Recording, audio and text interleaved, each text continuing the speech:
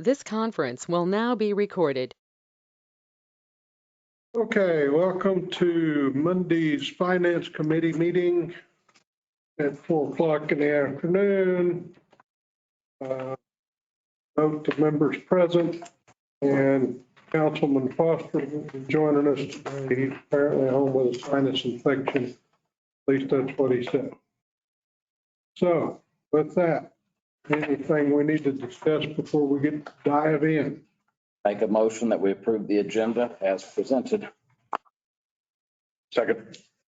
Got a motion and a second to approve the agenda. Any objections? Hearing none. So ordered. Mr. Fuentes, I guess you're up. Continue on with our never-ending drama. Yes, sir, Mr. Chair and committee members. So what we'll be covering today in your packet, we'll be covering the personnel projections. I have just some quick slides that provide some of the information that's already in your packet in the memo provided by Janie. So we'll go over some of that information for the benefit of those present here as well as those in the joining us by GoTo. And we'll cover both the personnel side. We'll have an opportunity for any questions, and then we'll go into the operating. And then again, provided with some of the information. And then we can, well, the third piece of that will be the capital. We are scheduled to have another meeting tomorrow as well. So in your, all the documents that you've been provided is all of the detail from all of the departments on the personnel and operating. And I included a legal size sheets of the capital because when I printed out the packet, it shows in the letter size. That's why you see a paper clipped capital project list as well. And with that, Mr. Chair, if there's no other questions, we'll go ahead and get started and just go through the slides. Yeah. Okay. So, Janie. Chair Committee, right now the personal services and employee benefits, we have 675.5 FTEs, full-time positions. 74 of those positions are temp positions, and we have 649,114 budgeted for salaries to cover those 74 positions. Anybody that has any other temp positions that they use during the year, they'll have to pull it out of their payroll budget. So we have 749.5 total positions, counting the temps in with that. For this purpose, when we ran the payroll, we ran it in March 23rd, I believe. There were 73 vacant budgeted positions. There's 73 positions in there that are vacant that we have budgeted in the budget here. It's based on all of those positions that are filled plus the 73 vacant positions that were approved during this fiscal year's committee meetings and everything when people asked for additional positions. No new positions were added for fiscal year 23. We cut those out. The city averages about 50 vacant positions at any given time, which is a 7.4 vacancy rate. Next. The beginning salaries is up there. One question, Jane. We go back, those 73 vacant positions. We know, you all know, we don't know where those 73 positions are. I do. We do. And I can. And how long have they been vacant? Some of them have ranged from July of last year to present. Some of them we opened up in January, so days we have to get you a number. But on average, one has been almost a year. Other ones have been anywhere between three months to maybe less than that. Good. It just depends. Like I said, the blue collar positions we're filling awfully fast, but it's a rotating door. And when you're looking at that many positions, we did a spreadsheet that's got all of this calculated. Yeah. It's huge. So we didn't want to print that out. No. We could go in and tell you. How long some of those vacancies have been, and if they've been vacant for an extended period of time, or they needed positions? Would be my question, Mr. Nade. One of the longest open positions is a city, an engineering position. And so it is a degree position, professional level, and those are very challenging to find right now. I think it's part of our concern. To keep it open right now, we are covering that work by utilizing our local engineering firms. So each one of our departments has an engineering firm working with them right now. But if we were able to find some individual for that spot, we would adjust those expenses a little bit differently than they were. So that one, what else did we have out there, Renee? The purchasing agent one has been out since July of last year. We did recently just revamp the position, so we have re-advertised for another technician to come on and have someone covering the purchasing side of it. So a lot of that is just based upon what those positions are and the skill sets needed. Although we're showing a vacant FTE, we're still spending the money out. For some of them, I will say that I think we have probably 6 positions in the PD that are open. Yes. So we are spending some of the money because we're spending extra overtime within our staff and everything. So in that case, if we were to be able to bring on more bodies, we would be able to see a reduction in overtime.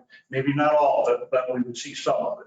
So yeah, I think that to a certain point, we have some of that money being spent. Some of it we are making do managing those positions a little bit differently, but all of them, if there's overtime associated with it because of the service hours. We have no departments that are reduced service hours based upon this, but so we are covering it with either overtime or outside help in order to get there. And there would be a correlating balance in there. I think that's correct, Mr. Chair. Okay, so is there a particular agency in the city of Roswell that would represent a bulk of those? We utilize 2 temp services in town, and that would be ITS Quest and Elwood. We utilize either one of them. Do we have a third one as well too? We do. It's Century Staffing. It's outside of, I believe it's up north, but we don't have any success with them. We haven't had them to come on. The challenge would be is that we don't really have any agency that provides us with skilled labor. Are qualified in there. These are positions that can help on the more manual, the labor side. The training's a little bit differently, but there's no group out there that can bring us in an extra police officer. I got that. Okay. But my question is more pointed than that. Of the 73 FTEs, are you missing 10 in the sanitation department and 15 at the police, and you 5 firemen short? There are various departments. So we have like right now 6 in PD that we're missing. We have roughly 4 in parks. I think golf course have 3 vacancies still open. Let me see who else. I think we have like sanitation has a couple. Water has about 4 vacancies. PD did open up a couple more office aides. So there's 2 of them that just resigned last week. So it's in various departments. There's not one department that's hit. They're scattered out. No, Yes. I understand. But of the things that I think that are paramount for the city to do is public safety, or water, sewer, and solid waste. And public safety, the 2 biggies in there are the police and the fire, because we don't own the ambulance service, right? That's somebody else. That's contracted. And over the years, that's been discussed at great length, and I'm not going to go start down that road anytime soon, I can assure you. So how many police officers are we short? 6. How many firefighters are we short? 2 that we have in there. Okay, well. And we just had recruits just barely graduate from school. We had 9 recruits graduate who went to firefighter ones. Okay. We still have about 2 vacancies in fire. Okay. How many do we have in the road department, you all call it? Really should be called street department, but I'm not going to go fight with. Streets, we have 1 vacancy right now in streets. Okay, and water, we said we had to have it? I think, yeah, I checked earlier. We had 2 coming in that were going through the process. So we have 1 vacancy that I know of right now. And that's on the water in and water out? Just water maintenance and wastewater, we have 1 vacancy. Oh, there's something else in there. Solid waste, we do have 1 vacancy as well, or 2 vacancies. Okay. So they're scattered out. And those are the, I think, because I don't have a written list of what I think are of prime importance. And that's what we've agreed to. I don't care about the airport. That's another kettle of fish. But at least three of those are covered by, in some fashion, with our enterprise funds, yes. Yes. Yeah, all the utility positions Yes. are. The water and the And solid solid waste. waste. So there's two of them. Police and fire, any public safety is all general fund. Yes. Okay. So the rest of them are enterprise. So based on what you said, I'm not gonna worry about the fire department right now. We're 6 police officers short right now. That impacts the general fund. Correct. Okay. And we do have 4 recruits right now in the process from police that we're waiting on background, so that we're waiting on too. I know how that deal works. You get somebody hired, then you got to send them off for 9 months. But then they got to patrol with somebody else for another 8 or 12 or whatever it is. So really, they're not any good to you for 2 years. That's true. And then there's some other expenses that go with those. You got to outfit them. You got to have a patrol unit for them. You got to have all the vests, the guns, the belts, all that, uniforms, all that stuff. Sure. Okay. Go ahead, unless somebody else has a question. PD did not request any additional positions. Every department has requested additional positions.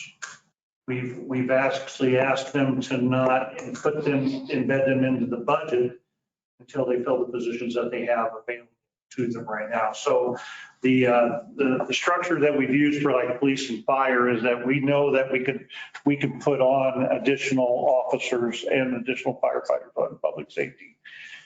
Fill the ones you've got, and then we'll go after the next tranche essentially of another grouping of them.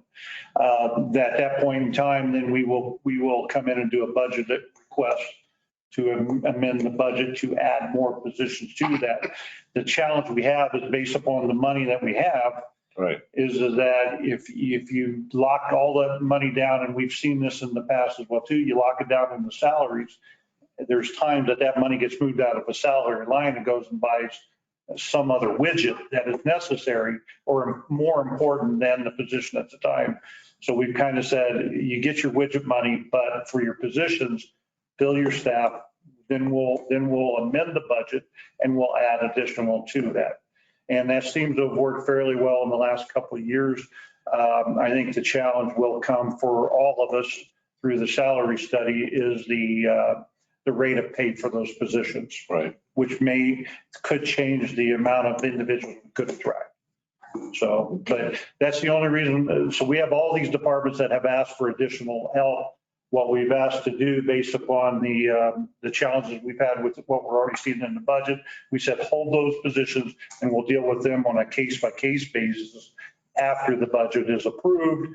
And it'll be a further conversation for the council at that time. Okay. Rather than there. Okay, thanks. That clarifies it for me. Thank you. Go ahead. Anything else? So the beginning salaries going into fiscal year 23 is 33.6 million. The 5.9% raise will add an additional 1.9 million. The raise in December for the 2% will add 378,000.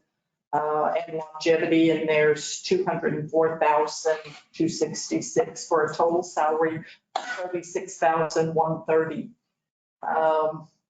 When you take 36 million. or 36,130, sorry.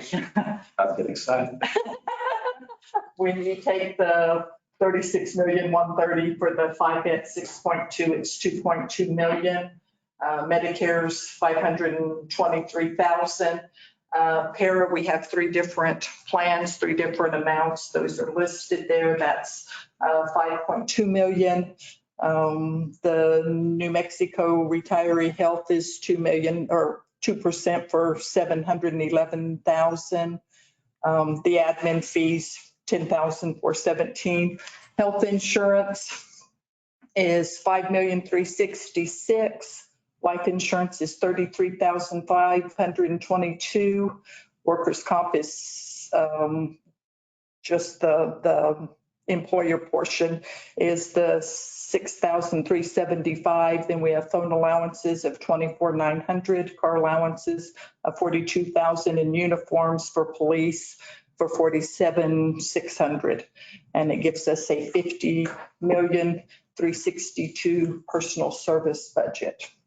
So that, quick question on the uniforms, that just replace uniforms that we presently have?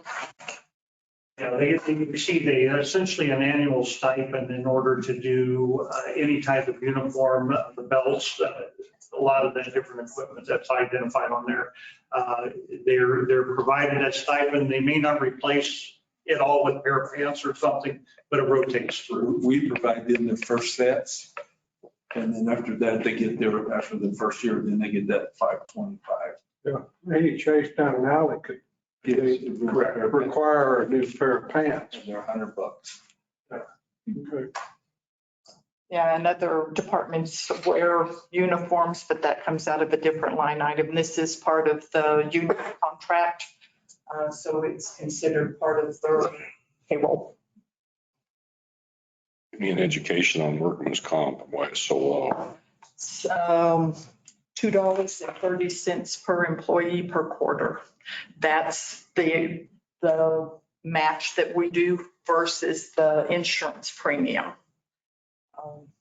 So that's all the city pays in work comp? Is, What a deal. well, we pay a whole lot more on insurance premiums. Yeah, that's just the $2 that comes out every quarter. Yes. So we'll see that as another, the real comp cost will come out of another line item. Right. Okay. Okay, let's line up life insurance. What do we have, a standard $10,000 policy or? $50,000 policy that we offer each employee, a $50,000 policy that the city covers for each employee. Okay, and health insurance, this include whatever raises? That's a share between the city, and then the employee has their own portion that they have to pay as well too. Okay, nobody gets a free ride here. Nobody gets a free rent. What's the breakdown on healthcare for the employee? We'll talk about the family in a minute, but for the employee, what's the breakdown? Roughly around, I think the city covers roughly around 75%, the employee about 25%. The last figures that we had. And they have to cover any additional for family? That is correct. Okay. And we haven't had a raise in health insurance in the last 2 years. Lucky you. That's Yes. great. Which is nice, yeah. Yes, it is. Yeah. The rest of it, I understand. Okay.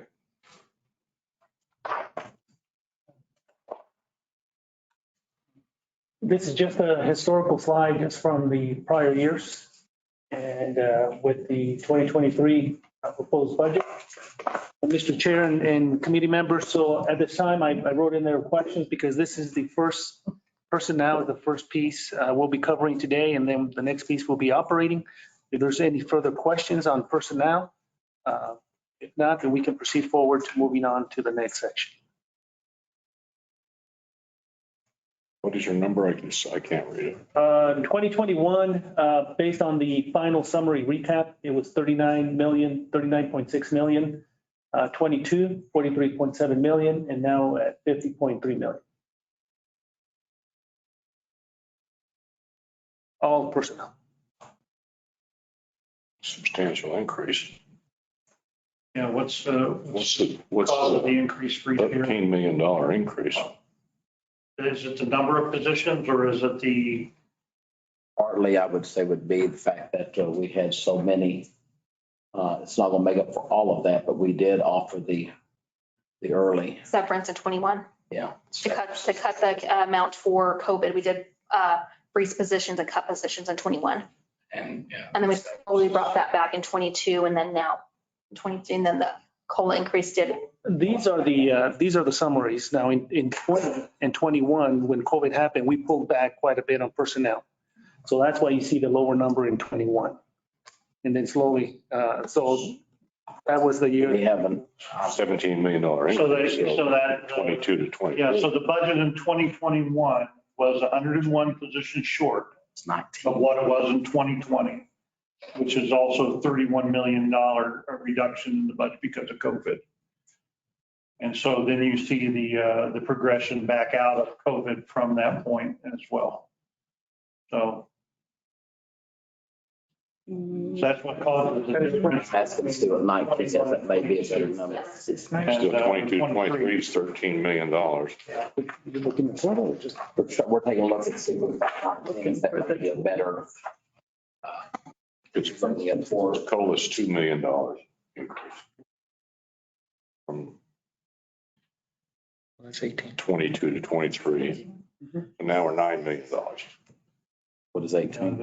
In the COVID year, with the 101 positions that we reduced out of there, we spent $800,000 on paying out early retirement and saved 2.5. So that was about 1.9 reduced out of the salaries. I think it's Less than that. Makes no sense. Well, this is actual, that's budget. We're still $7 million.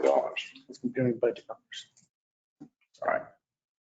So what's the number? 22, 21, I mean, yeah, 22, 43, is that? Points at 3 and we're going to 60, Yeah. To 50. To 50, 50. yeah, 50.3. 50 point. Okay, so that's 3. So we've got that, 50.5. we've got 2 million of that is COLA. For some reason, I can't get that 43. Right. That's COLA. So just $1 million more. And that would be a big change too, because I think that, well, this is the largest year we've had for cost of living at 5.9 for Go inflation. back to that. Last year was 1.8, How much? 1.8. Yeah. So that'll be a big part of that change. Right. Most of that is contained in the 5.9 and 2% areas. Your 2.5 is about the same number there. Yeah, 5.92%. And then you get the longevity of 200. Now, longevity can't run any adjustment. 5, so it's in line. Yeah.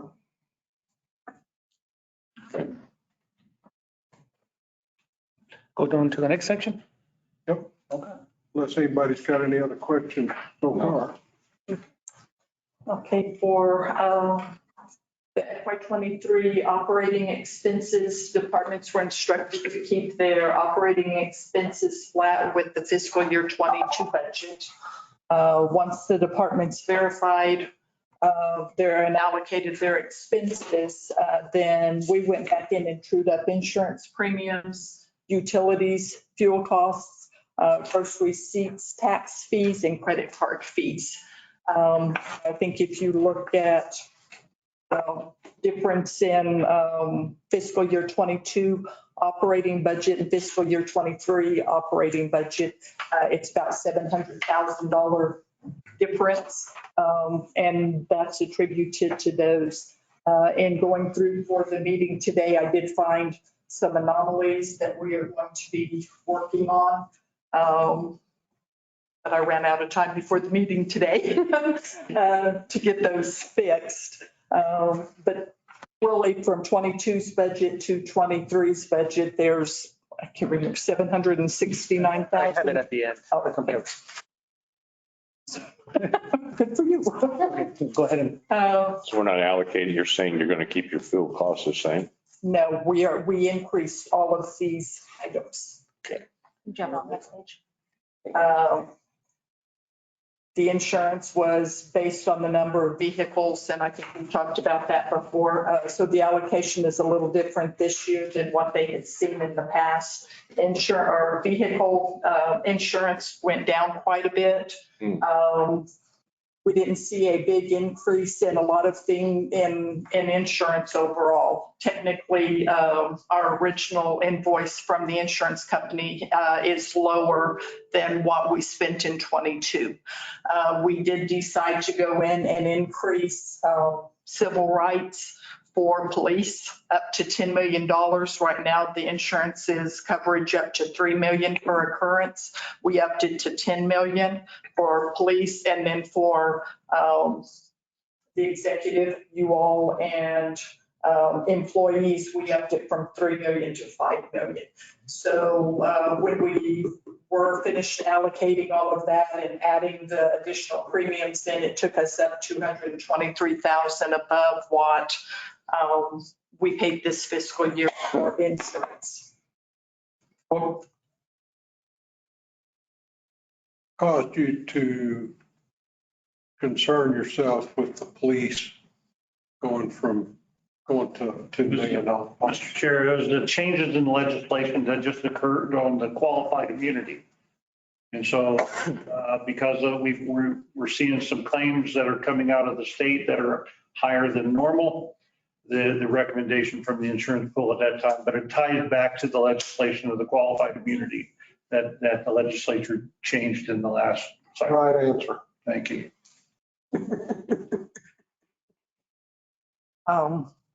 The allocation on there, so the New Mexico Self-Insures Fund is who most of our insurance is coming from. We do have a company called Palms that we use for the items listed, the artwork at the museum, the towers at the rest area north of town, and then the one on Comanche Hill, the parks building on College, and then the bonds for the judge and our quality control inspector. And that's estimated, because I don't have that bill yet, at $48,095, and that is included in the totals. Why are we doing the Mesa Rest area? It's the towers. So it's our, communication tower behind the rest. Yeah, not the rest of it itself. It's had to be underneath our those relationship we have with the state. I asked the same question. Good answer.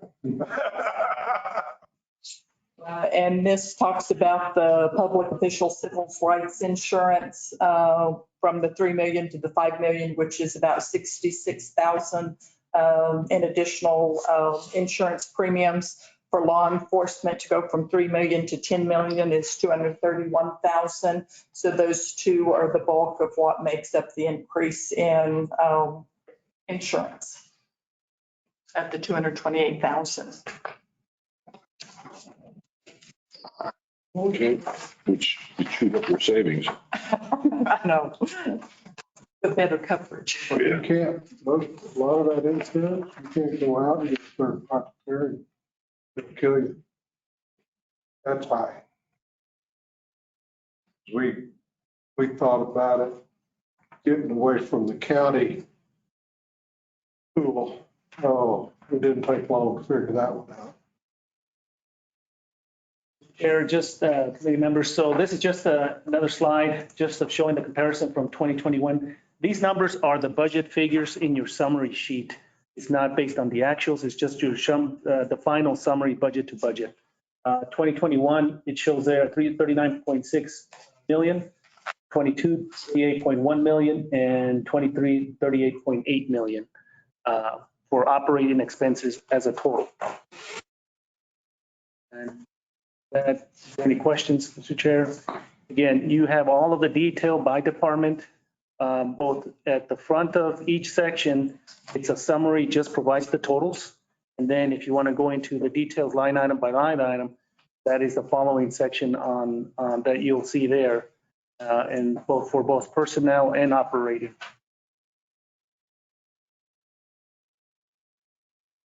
The first column says prior fiscal year 3 actual. So when you read the report, if you start from the far right column, that's going to be your FY23 projection level.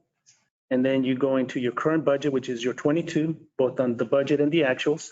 And then last year, FY20, FY1, that's going to be your 23, 22, your 21, and then your 20, and then your 19. Those are actuals. And those are actuals. Yes.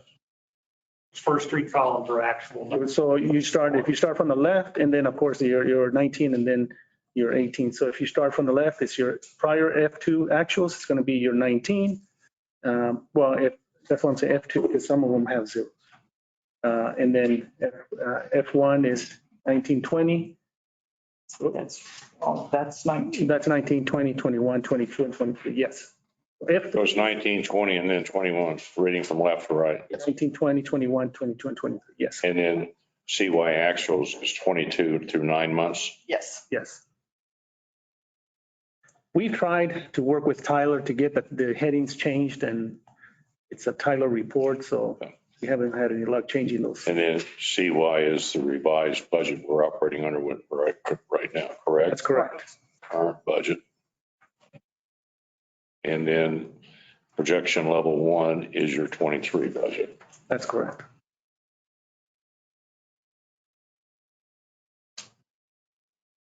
And then the percentage change is The difference, 23 budget over what? revised budget. Over the revised budget. The last two columns will be that percentage change. Okay.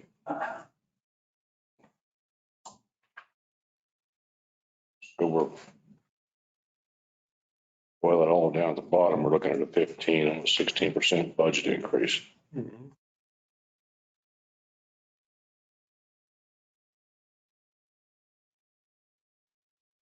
So through that again, FY3 is really clear.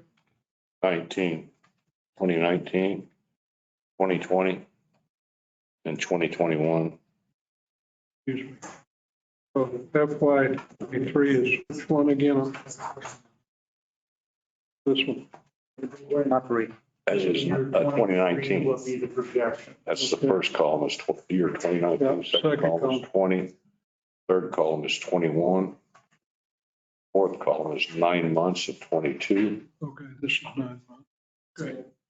That's where I screwed And up. then the current, As a recap. then next column is current. Your And the budget. projection level would be what we're talking about. 23 budget, correct. Okay, got it. Gotcha. Because That goes throughout the whole thing.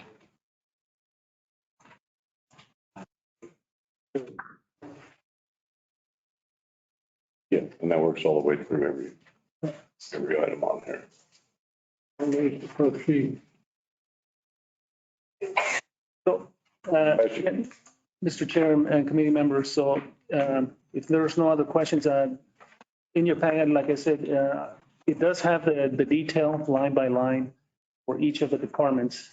So going by the column, the next section of the budget that we have is the capital, which is, we provided to you all in legal size as well, for a little bit bigger numbers. That is correct. So what you have before you now, and I just did a clip of just the first project at the top, because this information is basically goes throughout each of the projects. That list provides all of the projects that are currently not only in this fiscal year's budget, but some of those grants that we know of that the city received for that were approved by the legislature. So you'll have the department sector where the project belongs, the title, the description, and we have several notes there. FY20, if it was an FY20, 21, if it was a state appropriation. And then some of those you will see that they do have POs attached to them. And some of those are encumbered projects that are open right now. And what we did, Mr. Chair, councilors, we included all of those projects as part of the summary budget, because these are all amounts that right now are still being paid on. So it's a living document. So as we're paying on bills related to those POs, the number on the capital column is changing. But not only that column is changing, but also as well as the beginning cash number, because we're using the cash to pay on those POs. But that list provides by department, both by the capital improvement fund, which is the first section under 2601, and then covers all the road, the air center, some of the wastewater projects. I'm going to exit from the PowerPoint just real briefly here. You broke your toy. Yeah, I broke it. Let's see if I can pull up this real quick. Here we go.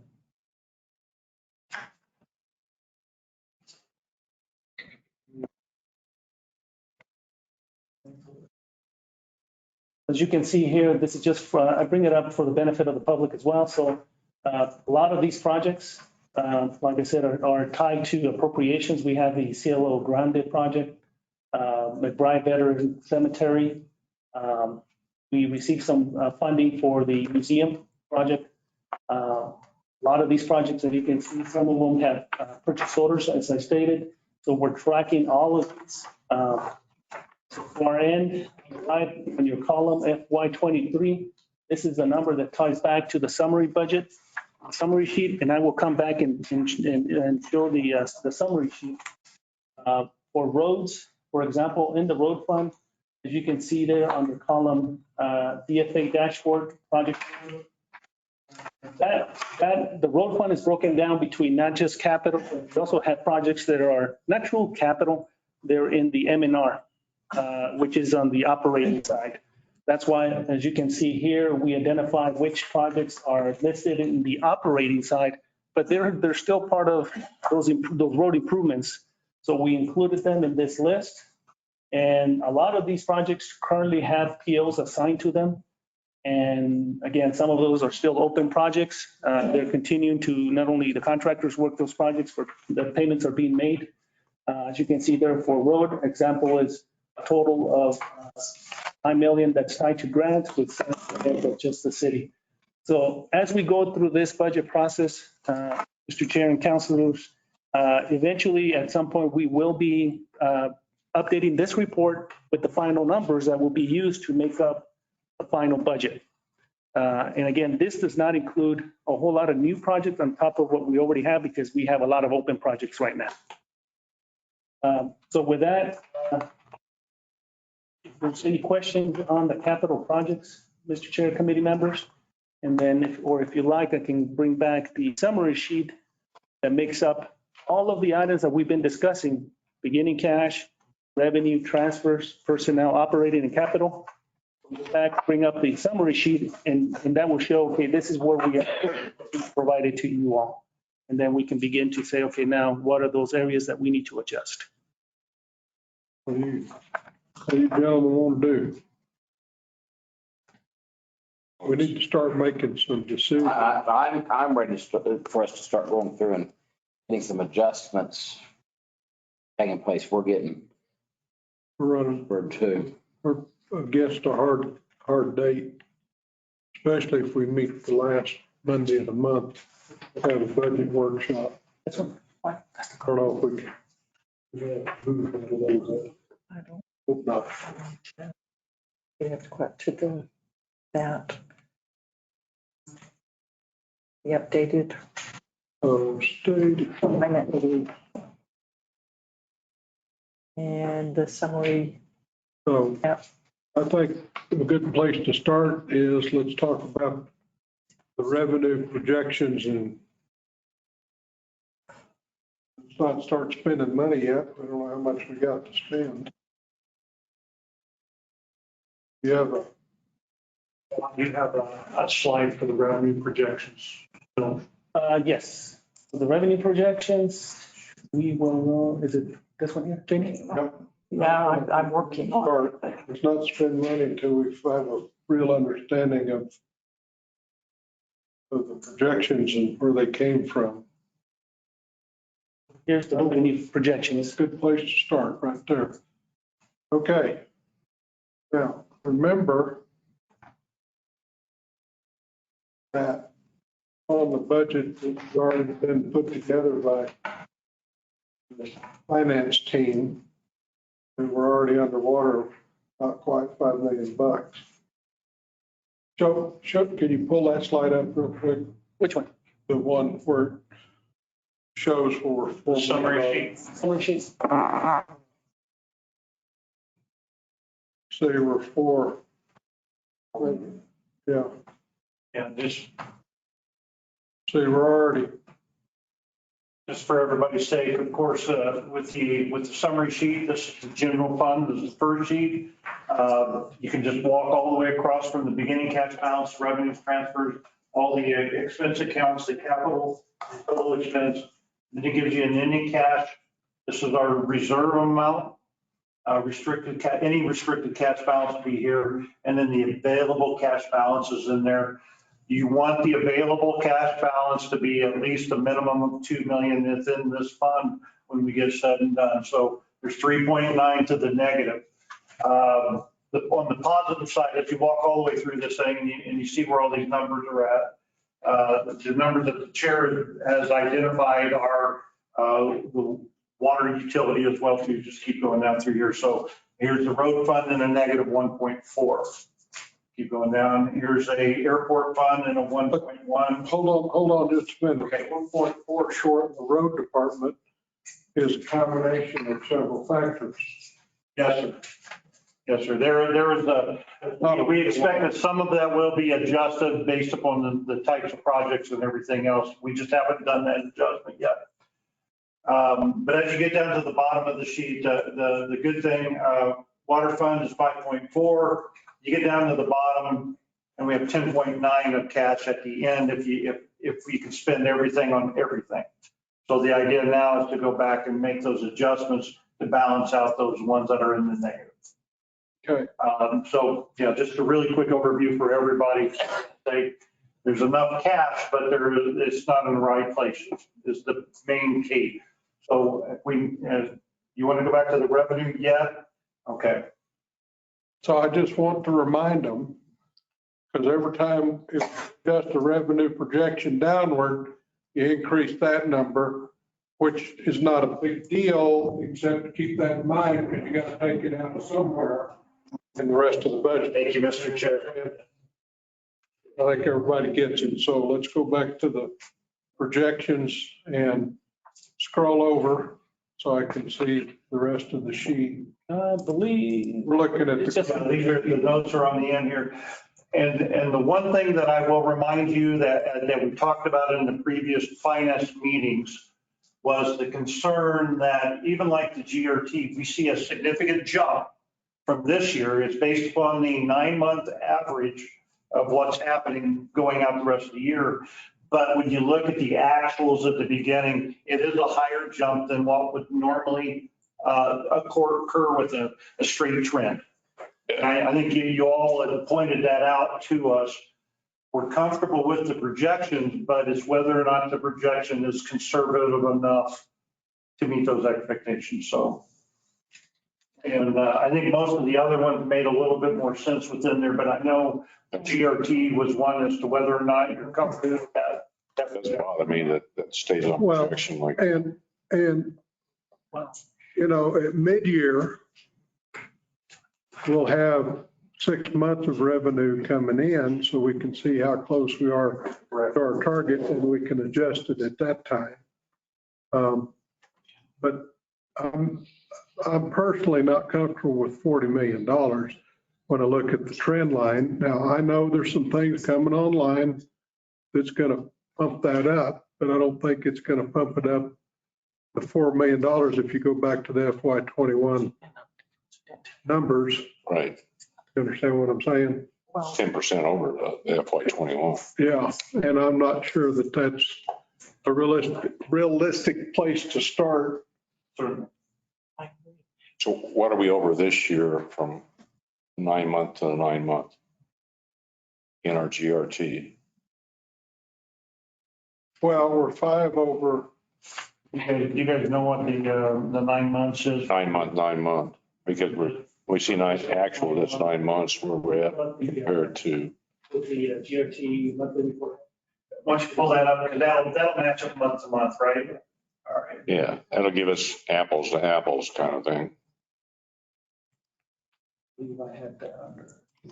Because otherwise I could do the math and get you an average, but what we want is the actual from the 9-month window to the 9-month. Yeah.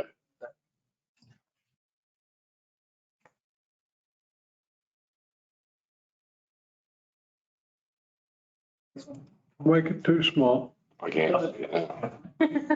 Which, what do you want? Very good. So you got your glasses. We want to try to compare the 9-month actual from this year to the 9 months of last year.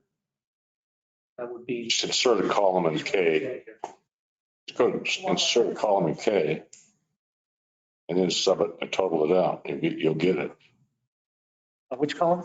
Okay. Just add So column K, just put a column in there. No, just go up the top, In K. K, okay, for J. Third column. Now, total, left over, Yeah, just total June to March. sum it up and you'll see.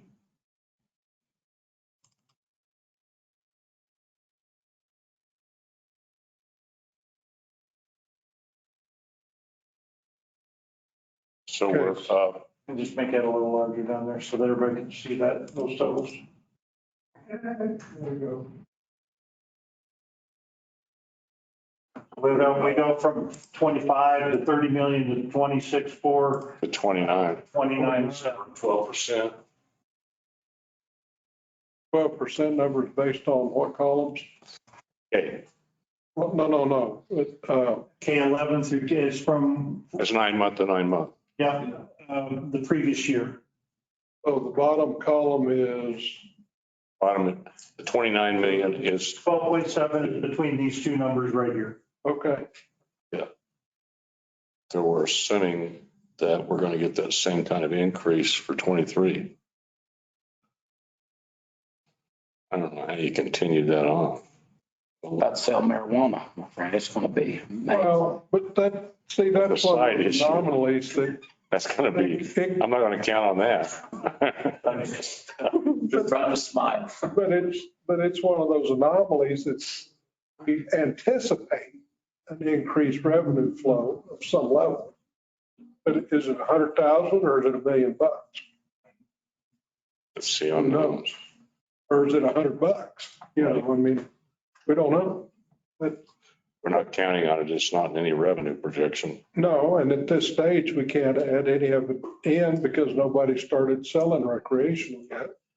I just wonder how we can substantiate, continue to get these double-digit increases in GRTs. I will say that that's why we kept I'm using us as fairly conservative every year because we would rather be pleasantly surprised rather than to cut the budget throughout the year. And so, I'm concerned with yeah, 23. so trying to pick that number, I think this is where you're going to get a little ways away from science and go into art.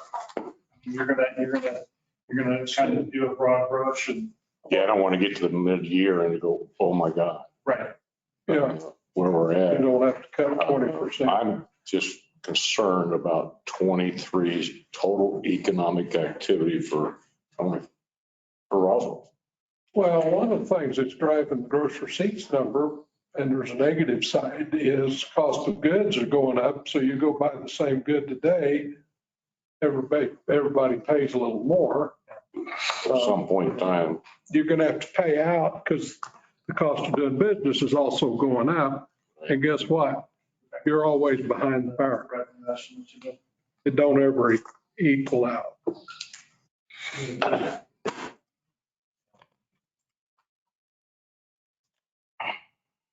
it's not good, but it's not good with that big of an increase. Well, that's a big. If I could make one recommendation, so you can see that we're going 35, 36. We expect 22 to 35. I would recommend going in at 37, 38 million and nothing over that. I mean, we're estimating on our projection to be 40 million. We think there'll be an increase. What's that? And Mr. Chair, committee members, so again, realize that the reason why you see that double digit increase is because when we were working on the budget last year, we were projecting, we knew that internet tax was going to start happening starting in July, but we wouldn't start seeing the collections until July, August. We did not account for that. That was not part of this year's estimated revenue numbers. So we were very conservative and said, we're not going to account for that. And that's why you started seeing the double digits. Going forward into next fiscal year, we may not see double digits because now this becomes the normal trend in our monthly report that we're going to be tracking. So it may be either typical growth like we were seeing in the past, 1 to 50%, those kind of numbers, but we weren't seeing double digit numbers in the past. It's just an account for the internet tax. And now with cannabis on top of that, we don't know, again, we're not accounting for that. And I'll let you know that we did receive a memo from DFA actually advising all of the municipalities not to account for any cannabis GRT coming in. That wait until the first, how many months? The first half of the year, and then we can do a budget adjustment to account for at least any projected money. But that's not in these fees here.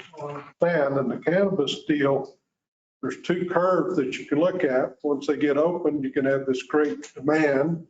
And then is it going to fall off? Or, I mean, I'm not comfortable including the cannabis money for probably 8 months of seeing how that tracks. And they're not going to break it out for us. So we're going to have to guess. And they will, is that correct? From the memo, it's going to be created its own separate line. It's going to have a line. In the GRT? Yep. And then another line item coming as excise, correct? Because there's two, we get GRT and we get excise. Right. So now, Jeannie, really quickly here though, because this is 9-month actuals.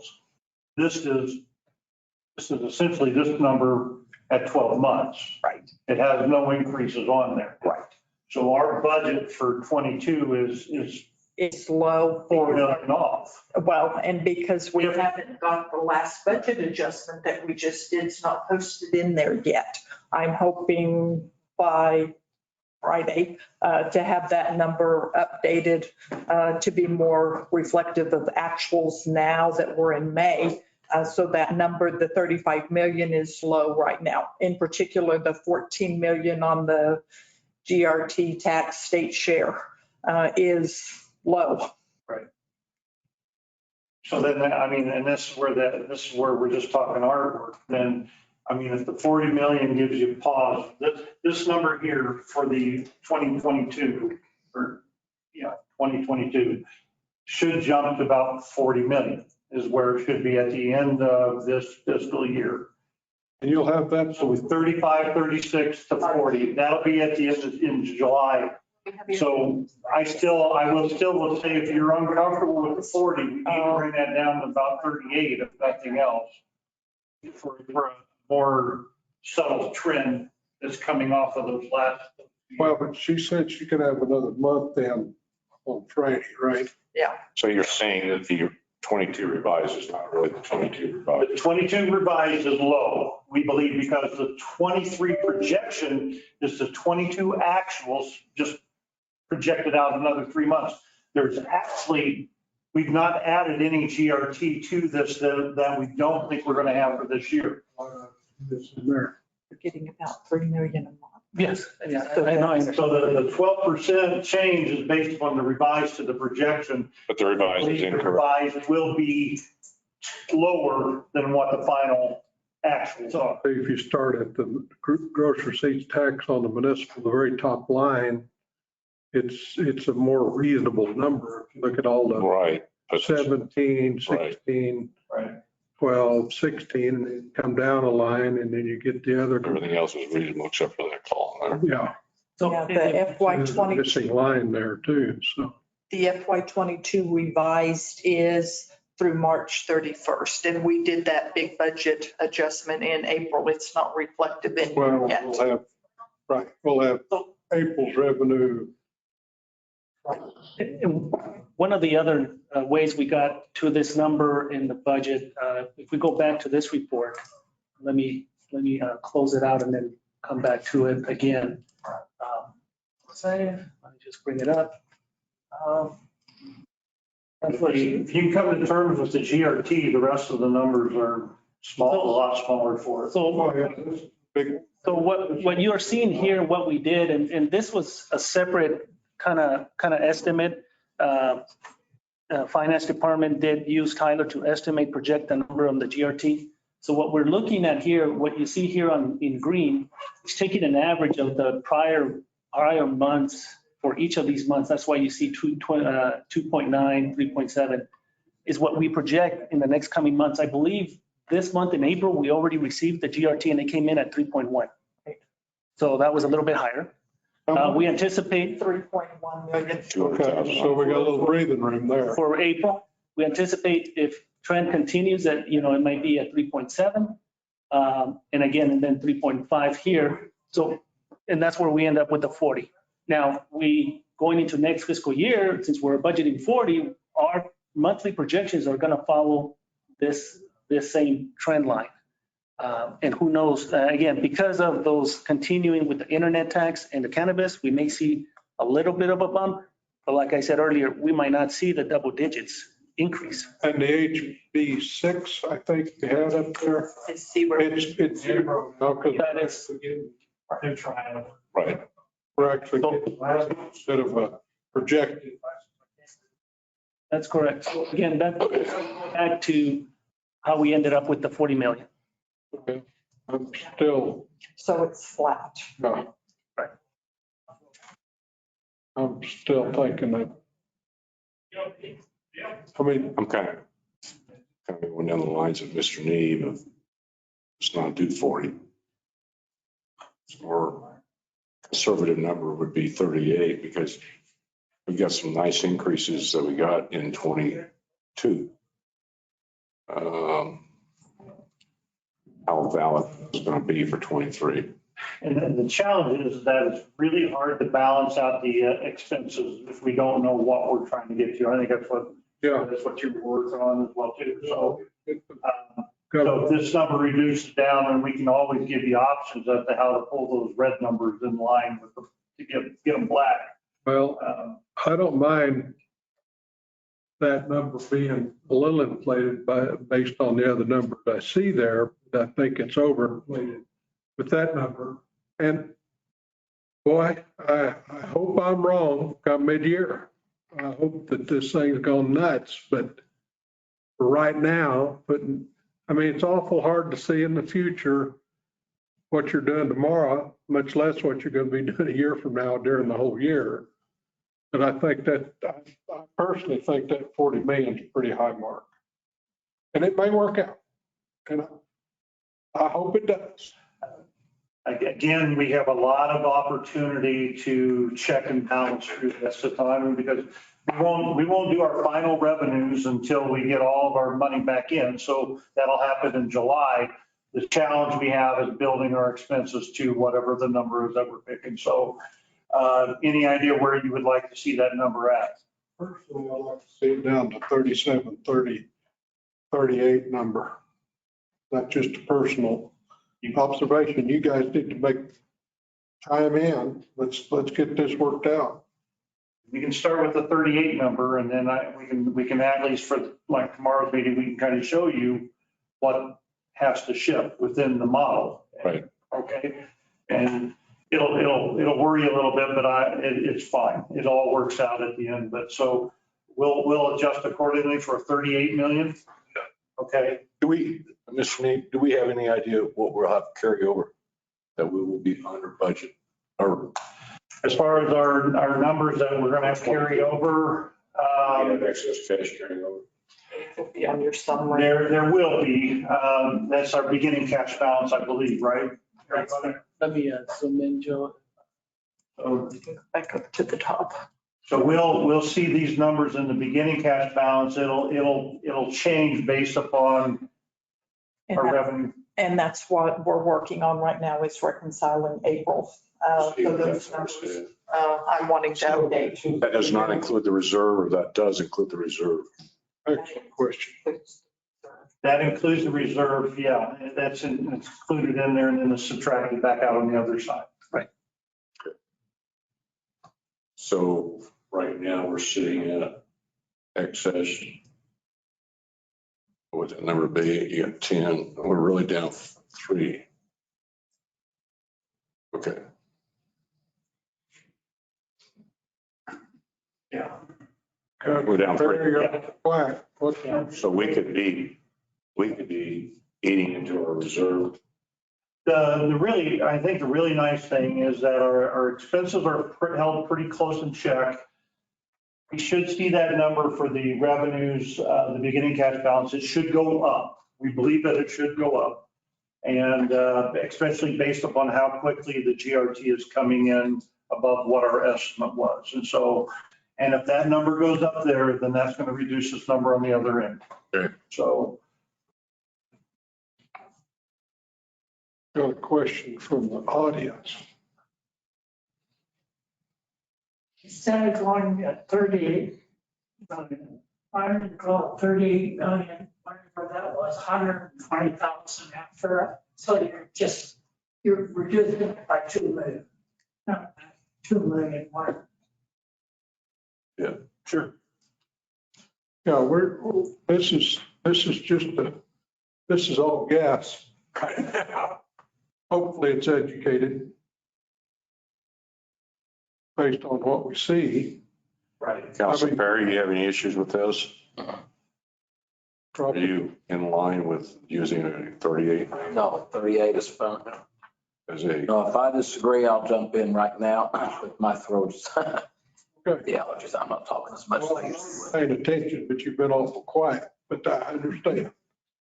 So I'm going to reduce that down to 38 million. Yeah, let's kick that out. Down to 38. Anything with the property taxes, comfortable there or not? That's pretty constant. Yeah, pretty the same. I think it's based upon our 80 to 90% collection rate. So I don't think it changes much, doesn't fluctuate much at all. Anything that's red in there and highlighted is our changes that we're going to make. I've contacted Sunrise Ventures and Altus and asked for our PILT payment for 22, and it'll be 43,305. So And the ad valorem tax actually falls off when next year, in time for the next bills to go out, I assume. Is that right? When do we quit collecting that ad valorem tax on that bond? We'll look that one up. well, and it's not any, we'll make our last payment in August on that. I don't know that I have a good understanding of how that runs. Because I thought we were paying in advance on your property tax, but we're paying behind. So Typically on bonds, I think we wanted to figure out exactly how that property gets released back off and everything else based upon. now the ad valorem tax, when it was put on, I assume it was a vote of the people back then. Is that right? This isn't anything that we have any control over as elected officials. I mean, I'm curious about that. Nothing says that you couldn't have some ad valorem tax laying out there that hasn't been imposed. right, but you're going to have to, because this falls off in August, you're going to have to wait until next, budget cycle or next Election cycle. to put back on. Well, and what I'm thinking is that Sunrise Altus pilot tax, I don't know if that's truly an ad valorem. I believe it's an IRB. It is. Yeah. It's an industrial revenue bond on that property out by Church on the Is that Move. what we're talking about here? Same with.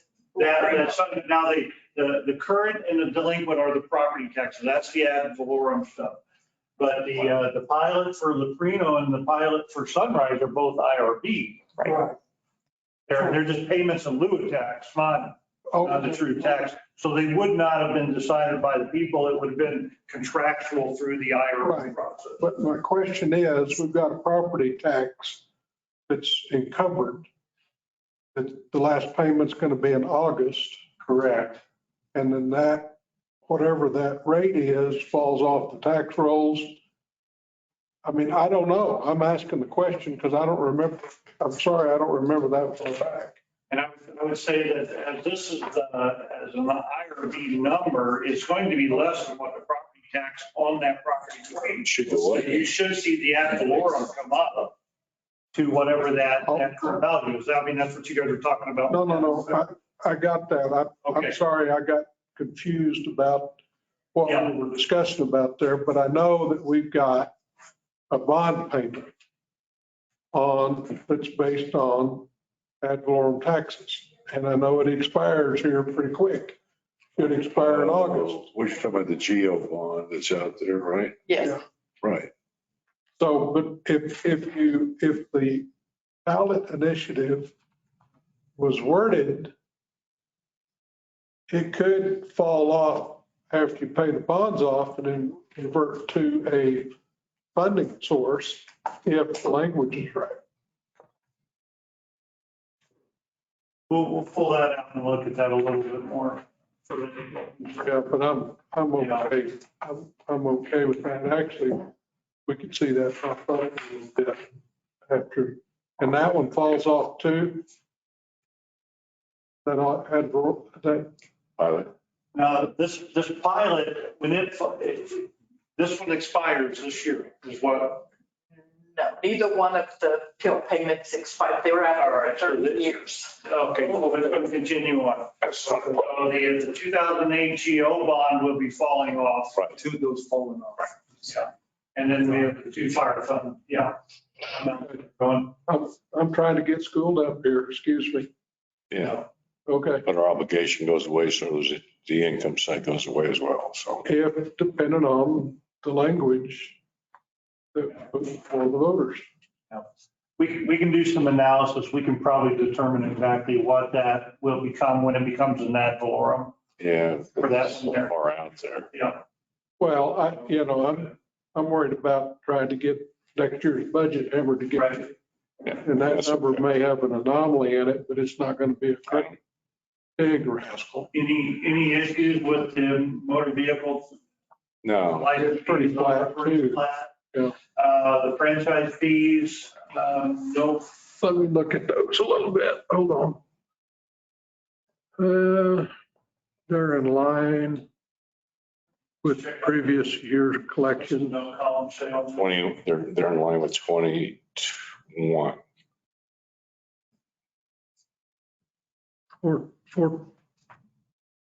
which one? They're in line with 21 actuals, 2 million, 25, 2 million. Yeah, they're, I mean, they look pretty consistent.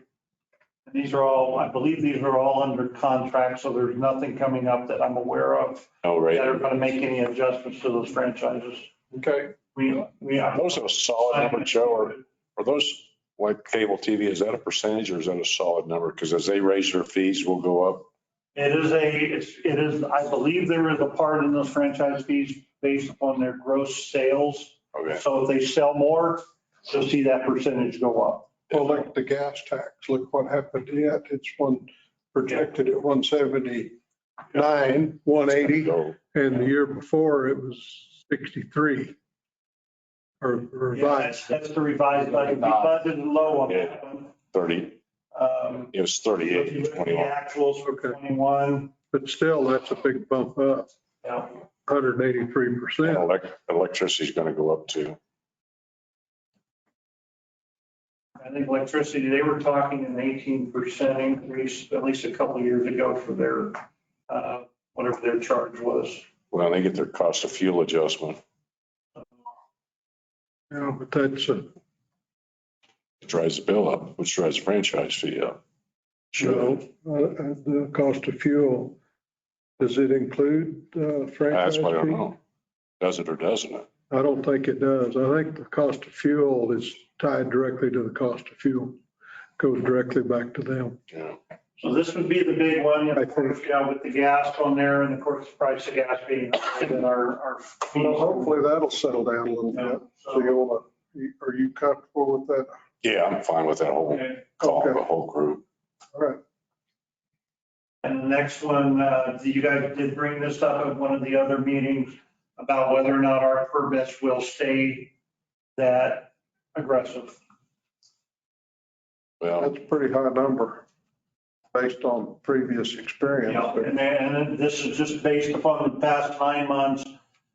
I would say that in the scope of things, it's probably not a big dollar thing, but there may be 100, 200,000 there that you may want to hold back on a little bit for the same reason of GRP.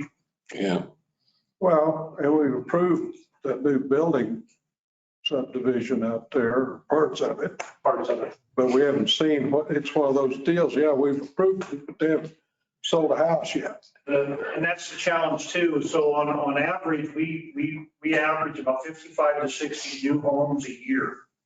So even though there's 800 homes that they're going to put out there, I don't know if you can change the law of averages that quickly.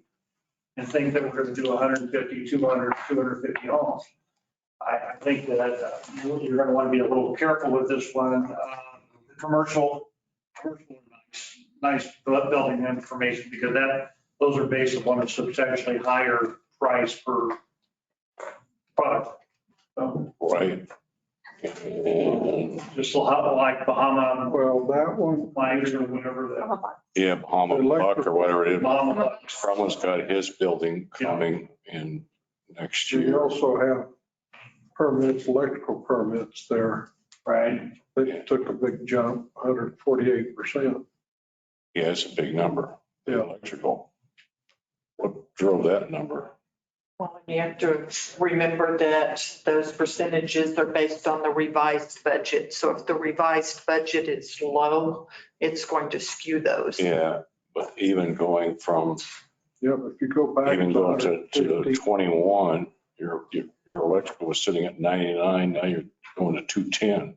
Well, but for FY22 actuals, it's at 157 for this year for 9 months. Yeah. I would say in the past, we've stayed very conservative with these just because they're too market driven economically, but it could be a renovation. That's why you're not going to see the same percentage based on building to electrical to Right. any of the other products that we have. So. That's a substantial increase. Yeah. And that's assuming there's going to be a bunch of activity on the electrical side. Are we going to rewire a bunch of city buildings? There's a lot. We should. There is a lot though that is going to hike how much we'll be able to get done this year. It's not a big. Or will be done this year. You've got the Okay. projects that we have getting started out. Well, that 488 is on the table, I think, and the 210's on the table. Yeah. Like you, I mean, I hope it's double that number, but I'm not real. When I look at these numbers, I would use this 9-month number and not the 12-month number. Yeah. And just call it good from there.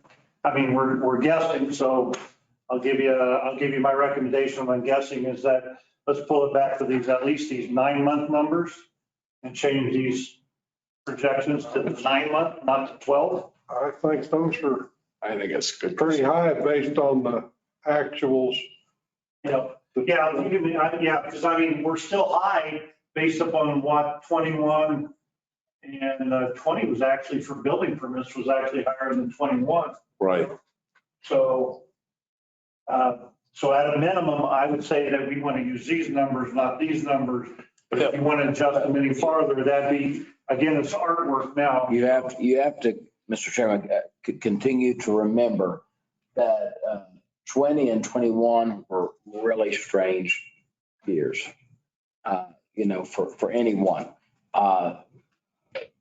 People weren't leaving their house, much less building stuff. And, so we're coming out of that. So I feel a lot more comfortable as what Joe has said. If we have heartburn, go back to our actuals right now at 9 months.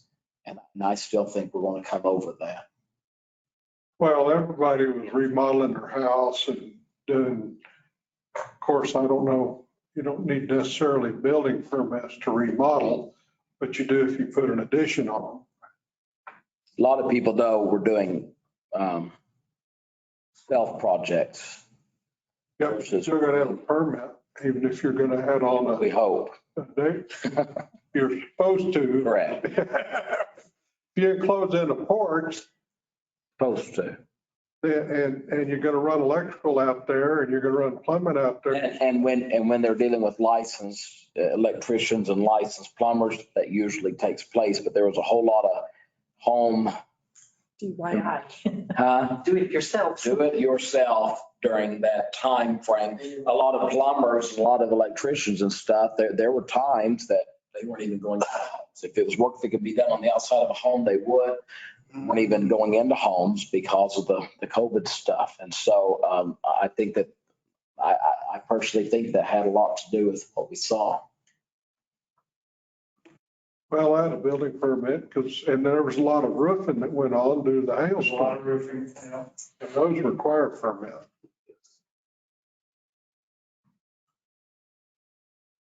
Oh, a little stuff. Not that much. You comfortable with me trying to plug these numbers in then? I'm thinking those are potentially related, but that's a step in the right direction. Okay. I guess I've got consensus. I'm getting a head nod over here. Yeah, I'm fine. Okay. Some of these other numbers, federal grants, I wouldn't recommend anything other than whatever the finances were. Those numbers are tied to expenditure, so it's not, So we're really trying to look for- Same difference. what I call unencumbered funds here. Go ahead and go to the next section. Yeah. Charges for services. Charges for services. I don't know if there's anything big there. There's a big one right there for. See your book. Budget. That's right. Yep. And oh man, you're gonna sell a lot of t-shirts or whatever you sell. There's a lot. So what's the note say there? 40% addition 40% addition to expense. to expense. Yeah, Okay. exactly. All right. So this number for the charge for the service, the money coming in, there is a 40% increase on the expense side that's coming through as well too. So we'll be buying more t-shirts Cost and then we're selling more t-shirts. We don't have, I guess that you can see that the history is pretty quick growing because we didn't have really the branded material pre-2020. Right. And so that's where it's hitting. So Which you started out 27, then you came up to. and I'd say our revised number, this was a very conservative estimate based upon just not sure what we were going to see. You can see the 30 to 60 there. So there's a 50% change. You see another, the actuals right now are another increase from there. And there's another big swing there on our And then 300, right below that. yeah, this one's a big change because we weren't selling that much of planning and zoning and I guess request to annex. I'm assuming that's what that definition is for. And so that's just based on the 9-month ordeal here. And I'd go back to that building permit thing and say you probably want to use more like the 9-month actual. Yeah. And let's save a couple of pennies here. So are we adjusting this one, Jim? Yeah. To the 9 months? Back to that number. Okay. What do you want to do on the, Which one are you? loan? I don't know, they're going to grow, they're already at 105. Okay. Okay. We're seeing good projections, We right? have, we just finished our report at, we're at 119 years to date. Can we take any shortages out of your salary? Well, our salary. We're already giving you some of my salary because half of my salary and our staff is paid by lodger's tax. So general fund only covers 60% of our salaries. I get that. Giving you You got a chat box. You're thinking pretty highly of that 140. I'm just trying to hedge my bet a Make an little bit. incentive-based pay plan. Want some skin in the game. Our staff would like that for how much they sell. We do have a pecking order. Yeah, we're finished, but. Where are you in that pecking order? I'm right close to the top. I figured you might be. Okay, so let's keep moving through the revenues. Man, just educate me on what that means. We're not changing it. Public affairs special event. $15,000 in anticipated revenue. What's that coming off of? So that's when somebody comes in and actually rents out facilities and everything, then occasionally there's a charge that's associated with it. We have to count it as revenue, even though there's probably a correlating expense on the backside. From, okay. Yep, got it. All right. Go to the next section. Fines and forfeits. Now to the next section. Fines and- There you go. Forfeitures. So these, man, that's taking a big jump, but it's not a big number. And then you kick down additional fine. Municipal court judicial fee, boy, that thing keeps dropping. Municipal court, Yeah. there's less activity, I guess, or less activity taking place at the municipal court right now. More taking place in magistrate, I believe. Yeah, you got fines and fees going up a boatload there. We don't recognize any fees out of magistrate. No. Okay.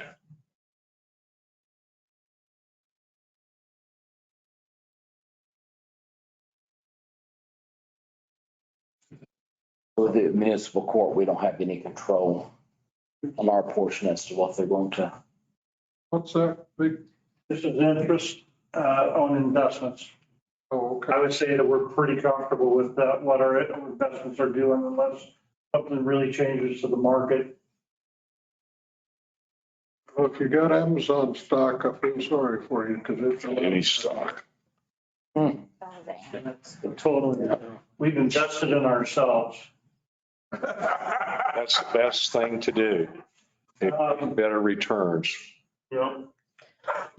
Some of them, the award letters we've not received yet. That's why I've highlighted those yellows. I'm still waiting on something. I have a meeting with Enid tomorrow from the library. But those are encumbered funds, are they not? Yeah. Yeah, so. So, Mr. Chair, committee members, so the total for the general fund is 50 million based on what it's in this worksheet. The bigger adjustment we're going to be making is on the GRT, which will bring it down 2 million, and then we'll adjust the other smaller numbers. So we'll see closer to 47 something. Yeah, it'll be close to 47, right? Yeah. Yeah. Okay. You keep on going down, revenue. Yeah, let's finish this thing off. See what else is out there. The rest are grants again. HIDA grant, ambulance grant. These are all, Yeah, these are all grants. Fire protection. they're all in the pipeline at some level. And But we can't touch that. It's all allocated, correct? It doesn't really help, I don't think, touching those. this is all the 2601 grant. State legislature.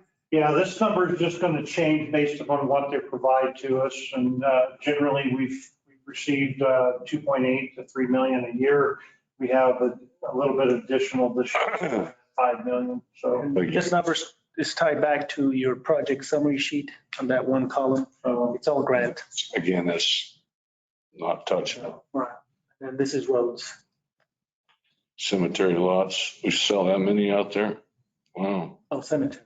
Oh, cemetery or Yeah. roads? Yeah. This is cemetery stone placement. So that would be the two the gravestones and everything. So I'm assuming that we have seen an uptick of individuals, right? One, two, yeah. So I would say we would see that continue at least until whatever finishes off with that. So. Those funds going to the It's general, a negative 1.3%. those going to the general fund, all of those. It goes into the cemetery fund. It's a cemetery special All revenue. these go into the cemetery fund directly. Cemetery is kind of a unique special revenue fund. Right. It gets all its own money, but we also subsidize it. Right. I think the ones that we're going to start seeing now, these are mainly going to be special revenue funds, and then we'll start hitting the enterprise. I can tell you more about that than you want to know. And this is transit. And these are grant transfers and That only move on. nothing, I mean, it just, we got to account for it, but we don't have any say, so to No speak. spending. Oh, Yeah, the only thing to remember on transit is that it's either an 80-20 split where it's 80 state and federal, 20 hours, or 50-50, depending on what the use is. You guys will actually approve their plans for what they intend to do it actually happens outside of the budget. So there's not a lot else to say on that one. We haven't. Is in Mexico. Museum.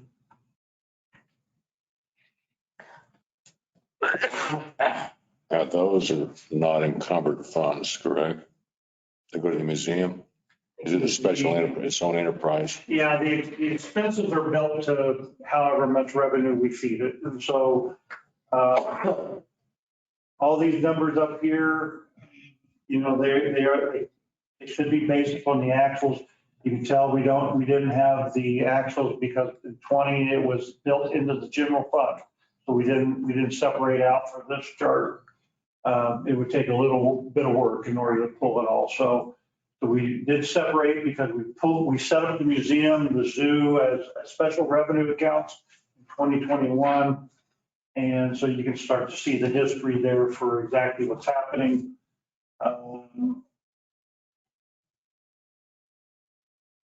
They're all based upon the 9 month of what the actuals are. And we'll see that the only number here, of course, we talked about this number here. This is the number we will have to subsidize in based upon the expenses out of general fund or other revenues. This is what it will take to run the museum at what the current expenses are located at. So it takes $895 to balance that thing out, is what you're saying? If all these numbers get hit, it'll take 672. No, but the whole thing is an $895,000 or Yes. $885 enterprise. Yes, yeah. No, that is. And that'll be 70% of that 70%. revenue. So there's 30% that is billed into the general fund that does not show up in this That's a area. transfer. That's the transfer. Gotcha. So this 885, Number to operate is really larger than that by 30%. Right. yes, sir. Yeah, there you go. And so this is, the museum operates for about 1.2 million a year. Gotcha. 30% of that is a transfer from the general fund or I don't want to call it general fund, but it's from the growth receipts tax. Right. And then the 70% is what that 70/30 cost recovery is. And so these numbers would have to go up 672,000 up in these lines in order to fully cover the 70/30. Right.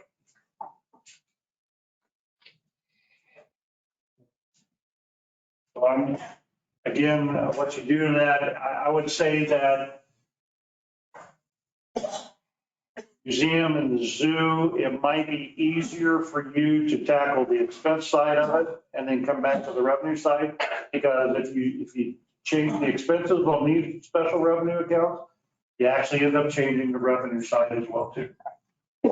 Change the revenue side from the gap. Yes, yeah. Yeah, because if you reduce what it costs, you're Yeah, the going to number reduce goes that down. number. Or up, whatever. Or you can do it the other way around.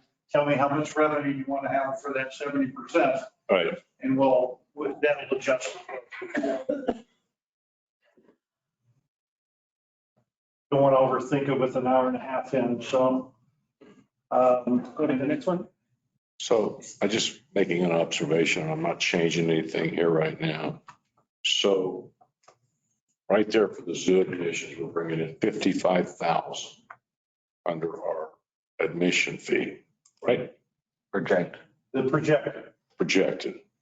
Did we ever find out where that number was for people in town and people We do have that information, so. at the revenue?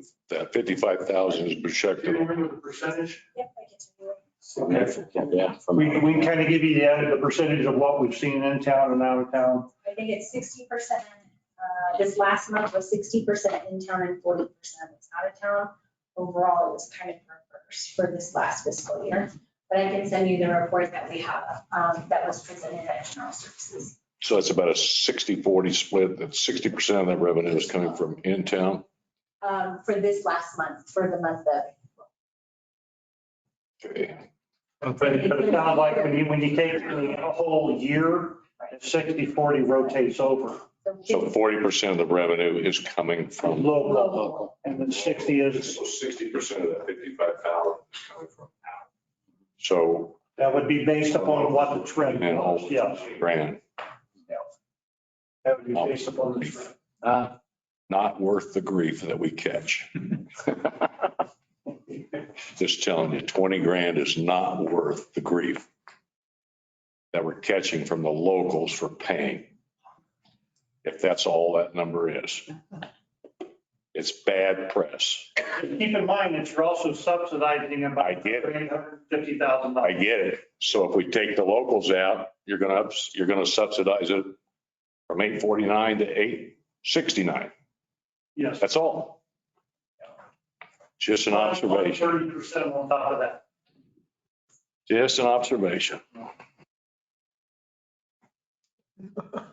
I'm telling you, it's not worth the public fee for 20 grand. But you know, on that,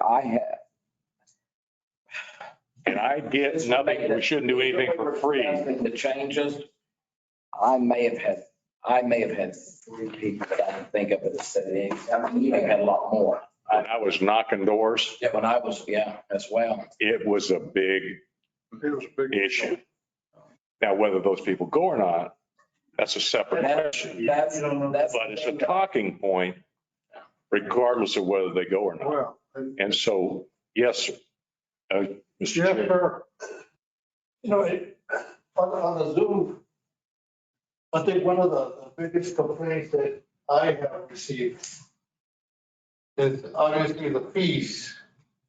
But the other complaint is the Zoom itself, how it got redesigned.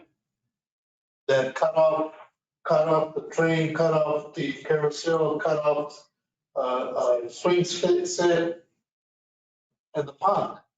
They're all included in the zoo as part of the zoo instead of part of the park. And so, you know, I don't know whether some of them are forced to pay zoo fees in order to be able to go and enjoy the carousel, the train, and the pond is not available right now, but the other ones are. And so what happened is you shorten the part of the park by a substantial amount. And then became part of the zoo. Well, I got some complaints, not as much as. I don't know. I don't have any knowledge, personal knowledge. Museums, So but I got a lot about, what's this deal about having to pay to use parks? Yep. I told them, I don't know anything about it, but Wait, can I just say, and I don't mean to be the ornery aggravator in the middle of all this, but I just don't understand. When I go to Oklahoma City, I don't expect to go in free. When I go to Albuquerque, I don't expect to go, even Alamogordo, I don't expect to go in free. I go to the museums, and we're big museum people. When we travel, and those free museums, we usually pass them up because we're not expecting to see much.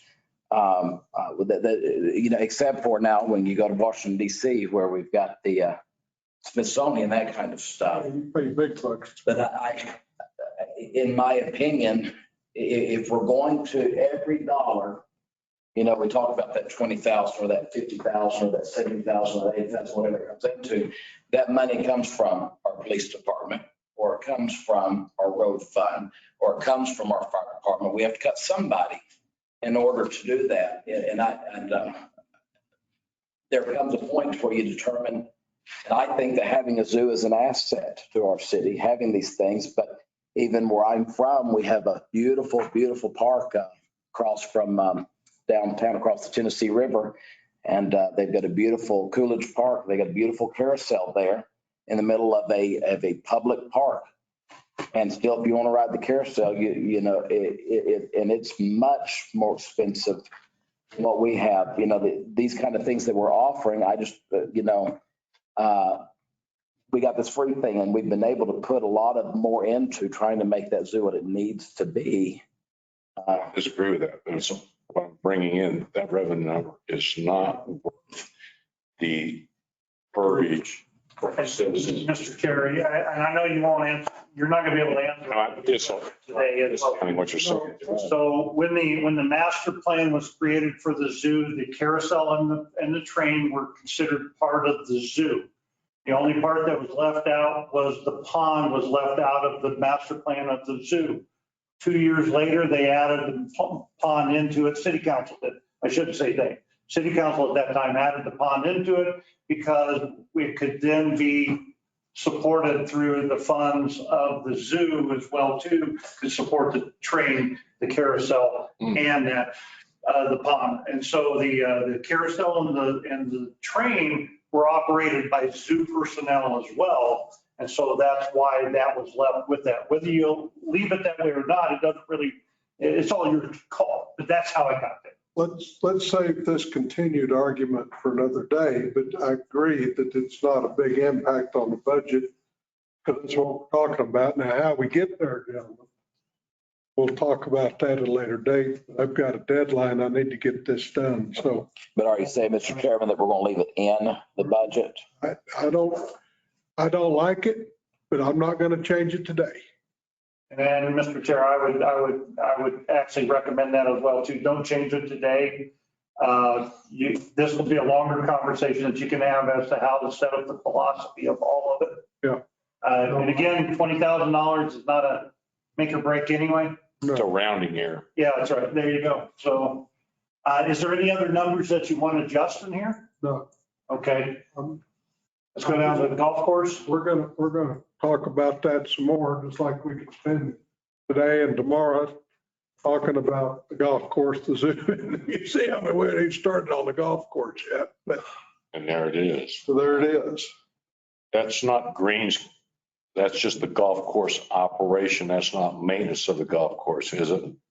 It's all of it. No, This is all of it now. Yeah. So it is based upon the 70-30. The golf course runs again at about $1.2 million. Yeah. The maintenance of the ground itself is right around 500,000 to 600,000. The rest of that is all made up of the portion of it as well too. So they're about split right down the middle, about 700 on either side, just using the hand grenade. Miscellaneous general goes from 44 to 388. Yeah. This is based upon that 70-30 split. This year here, we did not have the pro shop underneath our responsibility. Right. When that contract is over, we have to account for the revenue, plus we have to account for the expenses that go with it. And then the other line item that takes the cart fees, what's the explanation? We're up to 123%. Second line down. Yeah, so the cart fees right now, this is revenue. So right now, we are actually utilizing carts that are owned by Mr. Blewett. And so we are not seeing as much revenue for that. The carts should be here in another 5 months, I think. It's toward the end of the year, we get the carts in. That will then replace this whole deal, and then we will be making more funding on it. Question then, your 21 actual carts, were you charging Mr. Blewett a fee? We got a portion of it. Got a portion. So there was a split for that. He essentially covered the cost. It was about a 70-30, I think. And so we get 20 to 30% of what the cart fees were. We got 100% of the green fees.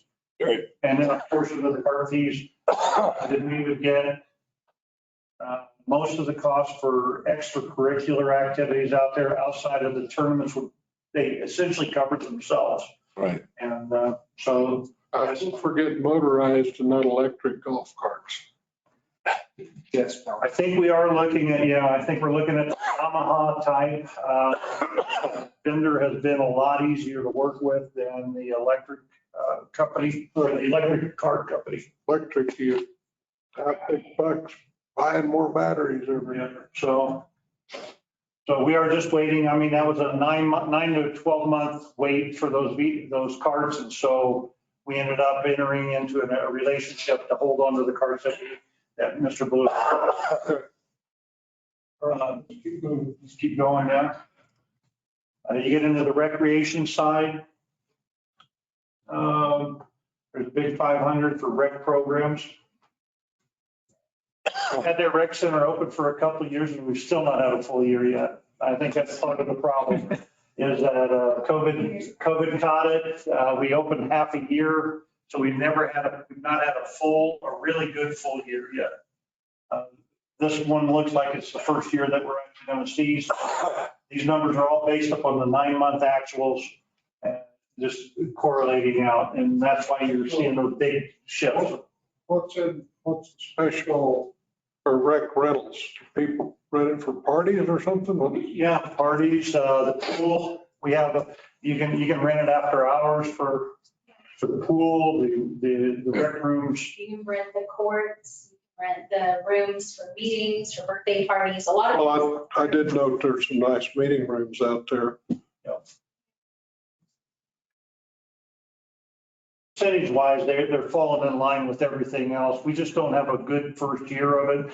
I would say that this is one of those anomalies that we're comfortable with, for where those numbers are at. Well, what's the bottom line? Scroll on down a little more. Yeah, That's big. we could quibble about some of those too. Okay, All right. we have no history to base all that on, so. Yeah, you got the jail fees. And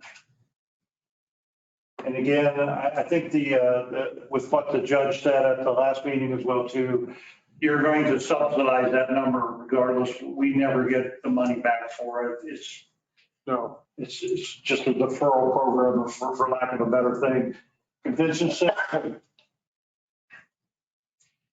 You see a 41% jump based upon the 9 months. We're seeing that pretty solid. Now that we're reopened. That's just the fees for the facility. It's not food and all those things. It could be the food. It's anything that they're paying revenue for. So that's their total revenue number for That them. is a total revenue number. So, and then of course the correlating expenses on the other side of it. So. $750,000 to support. I didn't find out what the revenue, what the expense side of the equation is. Before we did the expansion, how much were we bringing in? 25,000? 55,000 before the expansion. So those numbers have a couple more zeros. I don't know if that fee, Shouldn't be in there, should it? yeah. Okay, that's what I'm thinking is that shouldn't be there. Which one? That convention, the 2621 is what we use for Spectra. So. Well, you made me go through all of that. I know, I was trying to get Juanita's attention. So is this one? That one shouldn't be there. They're down in the 2622 part of lodger's tax. So, Mr. Chair, forget that whole section. Oh, here it is. There's the- That's kind of like. I got it over because I Forget just that broke answer. it out. I know, but sure. I do- So I'll go back up here. The good thing, Mr. Chair, is that you just saved $720,000. That's revenue. Doing my job. Yeah, that's revenue. Yes. That doesn't work that way.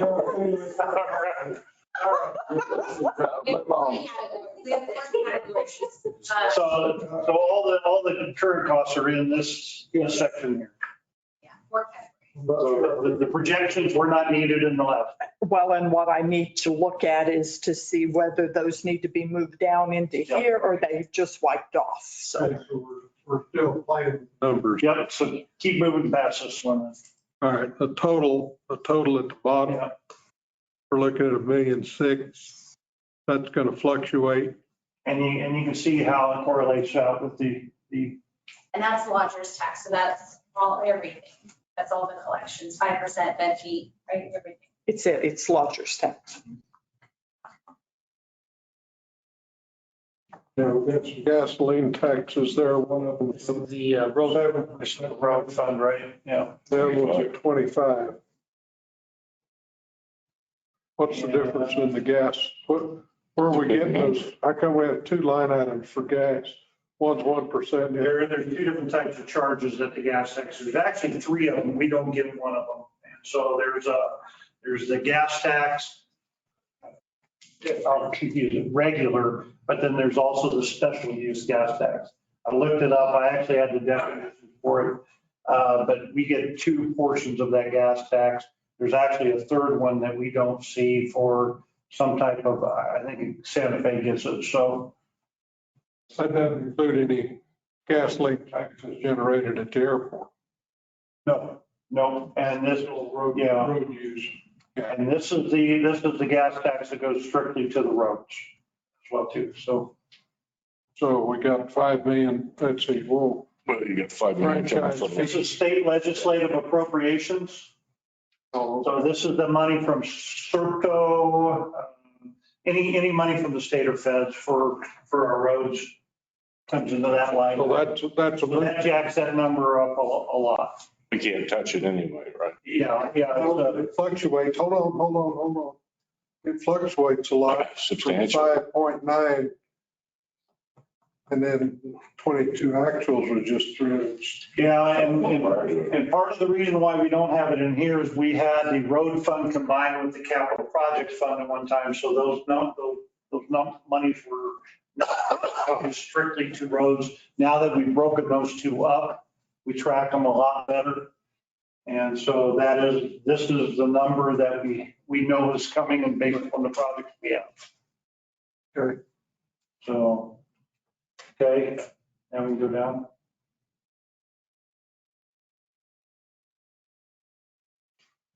That's the other legislative appropriation. Negative. This is the geo fund. There it is. The debt. That's what we were talking about before. Yeah, that's where that's located at. So that's just debt service payment there. So basically they get zeroed out here pretty quick. Yep. The air center. Well, it actually gets zeroed out in FY23 because we still got to carry it over because the last bond payment is due in August. So it'll be part of this budget. They pay bonds twice a year. Take the air center down to the bottom line really quickly, because we have some columns that we've shifted and everything, so. Right now, our projection is 12.7, our budget was 17.3. This is how much money's come in. Some of this is grant money, so it really depends on when it shows up. There's a challenge we have with it. You can see that we've done 5 to 6 million.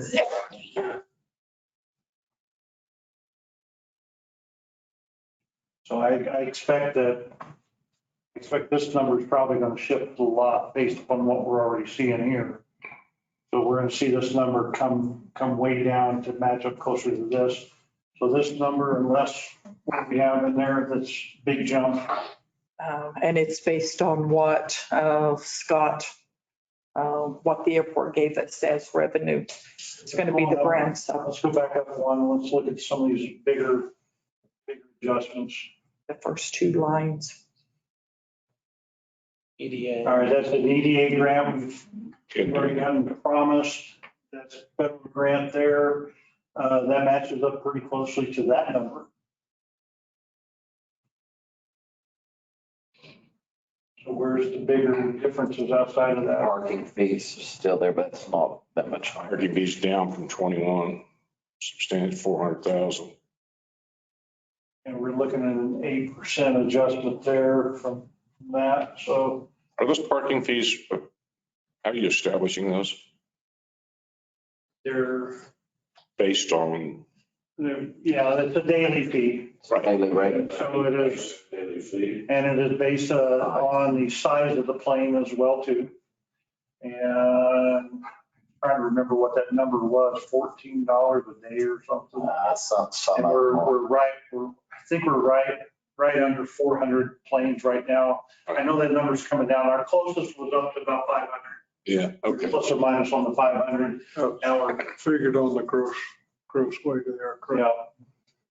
That number's probably going to go down. You see that rentals are actually in a negative based upon what the budget was. Yeah, but go to stop there at Reynolds. We were under 21, correct me if I can't see those numbers correctly, 2,272,000. Yeah, 2 point, And now we're going to 2,053,000. 52. 52.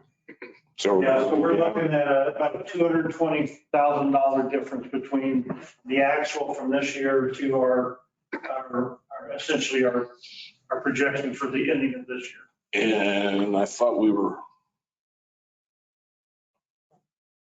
more utilize the space. We're talking about, I've heard talks of increases. You had the big meeting.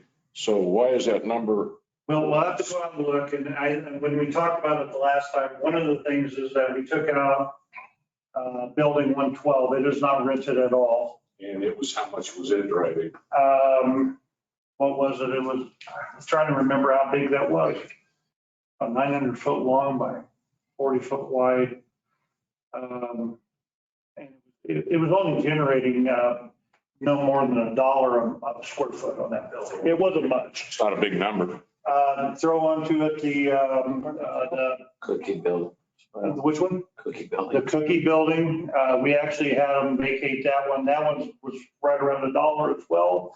But we had to vacate that because we had a prospective company that wanted to utilize, USA Beef, I believe, is the company that would use that building. And then they ended up going a different direction.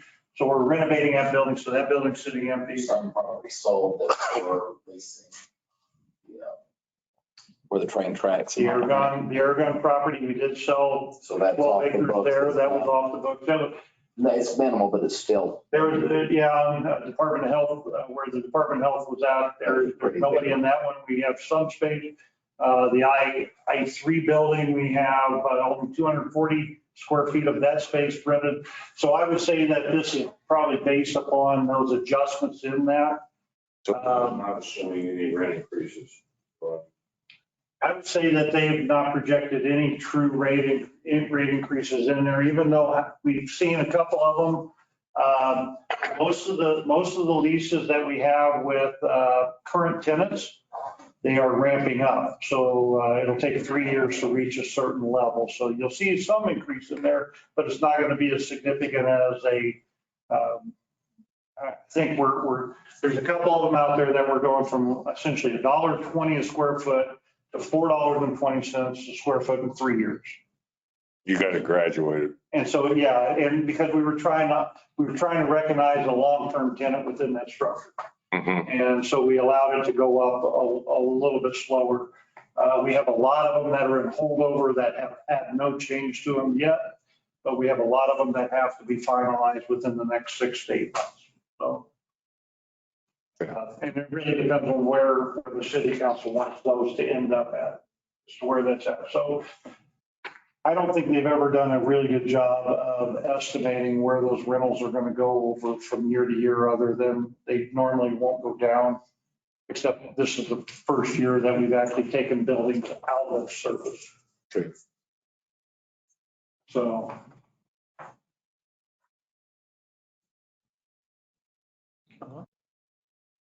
Yeah, I don't know what else to tell you on that one.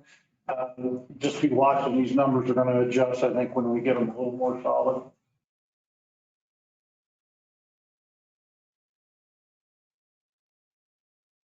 We get into the next enterprise is solid waste, or is that, yeah, solid waste. So this is the collection side. Really no increase from 21. No, we kind of held it there. As I mentioned, we did complete a rate study. So that'll be coming forward, but again, we won't account for those. It really depends on where you guys decide to go. As we're not going to make any changes to the revenues. That'll happen after the budget is what we believe. Nothing big there on that one yet. And then reduction on the landfill side, because as we tried to break up the collections to the landfill, we're trying to allocate those expenses the correct way. You just, well, 2% for the franchise fee for recycling. It's only $1,900, even though it's a 300% adjustment. So this one right here, This one. Recycling there, Damage claim. and damage claims to the buildings. Yeah, we're not budgeting those anymore. We're not doing a revenue and expense. So not much to talk about on that one either. No. About this, Get into the water. And I believe on that one, Joe, Abraham, is the rate study include the landfill? Yes. Yes, it includes both sides, both sides. Both sides. The water side, water sales is the biggest number. The work you guys are considering at the next council meeting could generate another 1.5 in the cash side. So that'll show up there, depending on what your consideration is on Thursday. We do have, we have the vendor or the contractor hired to do the rate study for water and sewer, but we held off to get one solid waste one done, get through the election and everything, and then we'll start talking about this one. So big change right there, that 2.5. One, what was that one? Capital items. Yeah, So it's some grant money or. Okay. So at the end of the day, 3.3% change. It's not really not changing much. It's just moving around. right. So it's the next one.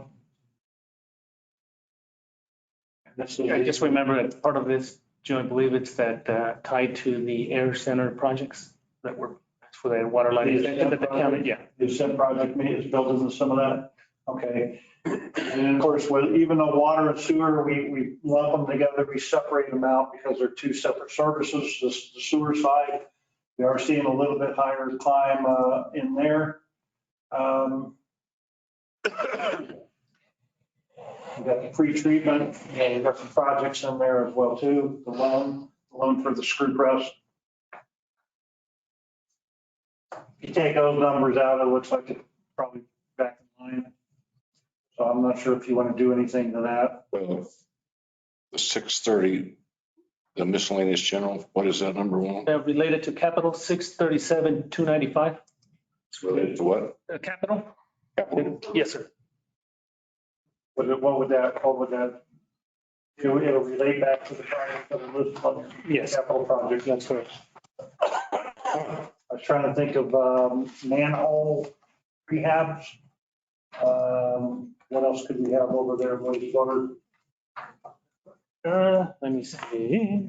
That's coming out in general, going to there, right? That's what? That's a budget adjustment, correct? That's a gap filler, as I call it. That's how much you get.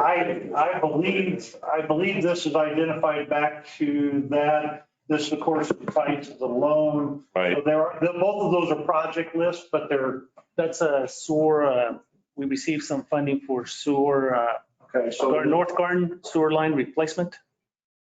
that was that extra work on North Garden that we approved outside of the. So that had to come out of general and into. So this is not general. No, this is strictly sewer funds. This enterprise fund operates different than the special revenue funds. Okay. So it's. it's not, yeah, so that's not a gap. This is sewer money. It's just Coming out. came from unrestricted over to. It's grant money.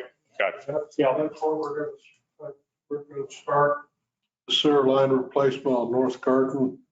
This was when they got into that street project over there, they found another line that was having trouble. Yeah. And so again, we don't want to put a street on top of bad infrastructure. So Yeah, we have bad habit of doing that. we ended up taking care of more of it than we would have normally. So, all right, what else we got? I think that's it. The rest of it's going to be. Interest accounts and loans and debt service. And small funds that have balances. I guess good thing is that overall, again, we're just got pockets in different places. 1.124% change of our revenue as well too. So we'll, Mr. Chair, we'll make those adjustments within the revenue. We'll look at our expense side to see what we might be able to kind of pull a little bit closer. if nothing else, we'll give you some options that you can use in order to just point you in the right direction. Right. And then once we've talked about those, if we have to get a little bit more depth with it, then we'll get a little bit deeper into it as we go. So. All right. So this concludes the revenue side, right? This includes all the revenue. Yep. So We're going to meet tomorrow afternoon. I'll say that as a, And we're going to start cutting, and based on our projection change on the GRT, we're looking at $6 million right now going in without doing any further cuts, just to balance the books without it and without adding anything. Now we know what the revenue numbers are. There'll be some changes. I guess we'll see tomorrow. We'll get a little report on that tomorrow afternoon. yeah, we'll get as much corrected with the adjustments that you've discussed. You haven't made a decision yet because it's non-action on the agenda, but we'll make those adjustments and we'll try to provide you those options. Okay.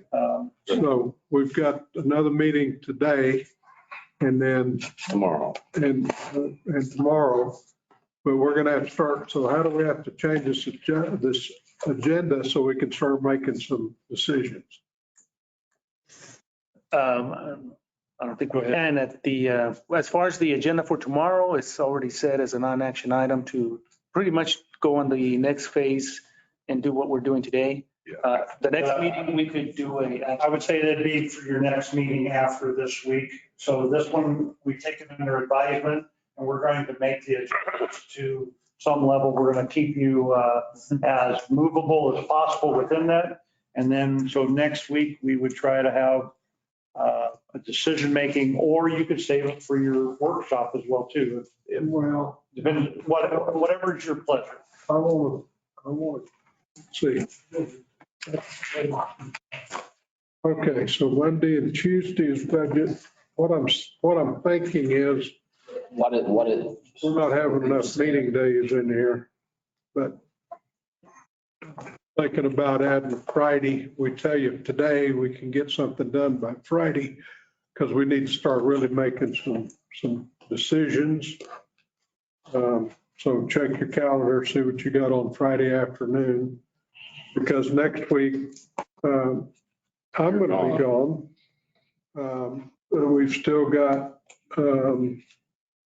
Thursday and Friday next week, and then we were talking earlier, if you'll recall, about having a budget workshop the following Monday. So I don't know. Those tentative dates. That was the only other day that I gave that I cannot, is the 23rd. 23rd. Yes, sir. Okay, well, hold on. Let's worry about this coming Friday the 13th, which is a heck of a day to discuss money. But we got to do it. Depending on how long council meeting goes, I don't know what I want to meet on the 13th. Well, It'll still be meeting. Could still be meeting. Historically, Mr. Chairman, we would have, like these kind of meetings and sort of like what we're doing now, not taking votes, just making, consent, I can't think of the word I'm thinking. I'm very tired. As long as you've got a consent amongst us as to what direction we're trying to get staff to go in. And then when they bring the final product, we have that one meeting where we. okay, but we need to have a couple of more Right. potentially making decisions, although we're not voting on them. Just like today, the consent amongst us was to pull that back 2 million. We didn't make a vote, but staff understands the direction of what we're looking to go. Yep. Well, so we need a couple of more days to do this. We can't. Would you like those? I'm looking at right now, Friday the 13th, which is kind of a nasty day in some people's minds, meaning doing anything on Friday the 13th. Some people sit at home, turn out the lights, lock the doors, and throw salt over their shoulder. Nobody in Roswell. We'll take it off. Nothing scares us. I would say, Mr. Chair, that if you schedule it and choose not to hold it, it's a lot easier than trying to not schedule. All right, Friday You're not going to be here, afternoon. Mr. Neeb, correct? I'm sorry? You're leaving. I am gone as of tomorrow through Sunday. Okay. So. Oh, But He will not be here tomorrow. the team's got it. you may regret that. While the boss is away, the cats will play, right? And then I'm looking I have at full faith in all of you. Yeah, so. tonight, and then that leaves us the 19th and 20th to The only finish thing it up. that the only thing that I would say, I'm a 100% totalitarian commitment to being here for everything. My son is going to championships with in Albuquerque with Gateway Baseball. And I have missed every one of his games this year to be able to be at this kind of stuff. And I've made a commitment to him. So I need to find out what day they're going to be playing. Days. Yes, oh, don't say that, but yes, you're right, days. We're optimistic. That's true, that's true. And so You don't have any, I'll need to be that well, and that's certainly understandable. But if you look at the calendar he's got up there, the 19th and 20th, and then staff's going to have some time. I'm not available on the 19th. You're not here on the 19th, okay? Then we're certainly going to have to meet on the 20th. And we may have to, I'm going to visit with the mayor, tell him the 23rd probably not going to be a good day for a workshop. Because Councilors, Mr. Chair, just keep in mind that just to give staff a little bit of a gap between when the council is going to be scheduled and the last meeting of finance, because we'll have to put together the final book and all of the no, council. I'm fully appreciative. I mean, I understand that. I mean, that's next year. I promise, unless I get fired, ran off, or get planted 6 feet under, we're going to do this a lot different because we're not going to be so compressed. And I have some plans for the interim to go through these department budgets as part of the regular finance committee, plus whatever business we may have. Yeah. And we'll get through it faster next time. But so Friday, the 20th, 4:00.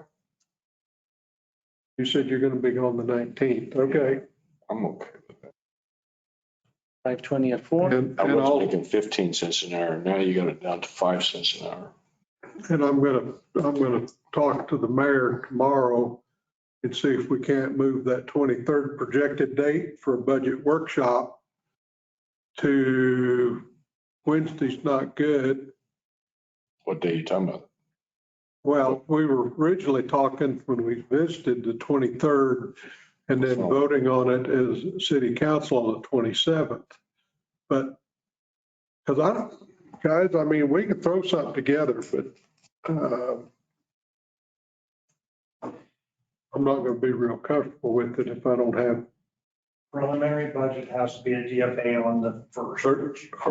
Well, we got to, And they got to have time to put this thing And then we together. have to have. we got to give these guys at least, What's wrong with the 23rd? Yeah. well, because I don't think we're going to be done because I just scheduled a meeting for the 20th and they got to get some time to work with their stuff to get it ready for presentation for a budget workshop. And I will be pleasantly surprised if we get our work done on the 20th, get it finished up.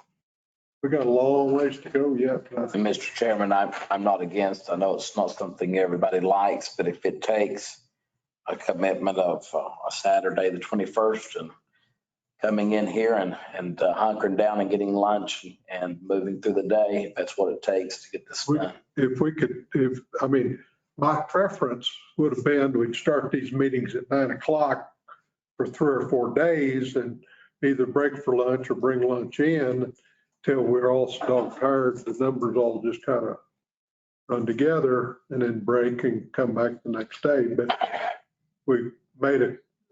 Remember, our first meeting started at 2 o'clock. But Councilman Foster said that was a burden on him, so we moved them to 4 o'clock. So you have to break these down in 2-hour meetings instead of. So, Mr. Chairman, that may be a consideration, not that I necessarily enjoy an all-day Saturday, and I'm sorry to do that to staff, I really am. But if it comes down to y'all's comfort level, I know what I'm used to. Well, the 21st, Saturday, I'll dedicate to Saturday. But again, then you're backed up to the budget meeting for the whole council, the 23rd, going to have to be moved. And I know the 25th is not convenient for you. But they won't be ready on the 24th. We meet all day Saturday on the 21st or half a day, whatever it is. I mean, we're out of time. We're out of options. We just got to keep pushing. So, I'm open to suggestions. So, Mr. Chair, just for clarification, so far we have tomorrow's meeting and we have the 13th at 4 o'clock.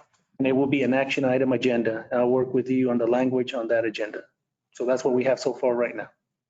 And then The 20th. And then, well, the 20th is going back and forth on the 20th. And I'll say this, Mr. Chairman, I'm not, and there again, I hate doing any of this. The staff, y'all the ones that I feel like, we're doing this to ourselves. We ran for office. yeah, we asked for this job. Y'all didn't necessarily ask for this, but it takes, I'm ready for us to start making adjustments. So even if tomorrow's not a 4 till 6, if tomorrow has to be a longer to get a lot I'll tell done. you, what's the 14th? What's Saturday the 14th? Good to you. It's okay. Maybe we ought to move it instead of the 21st to the 14th, and then we get back to the mayor's time zone, maybe timeline, not zone. I'm kind of chasing this, and we go through tomorrow, and then I'll start making some adjustments here. I'm ready.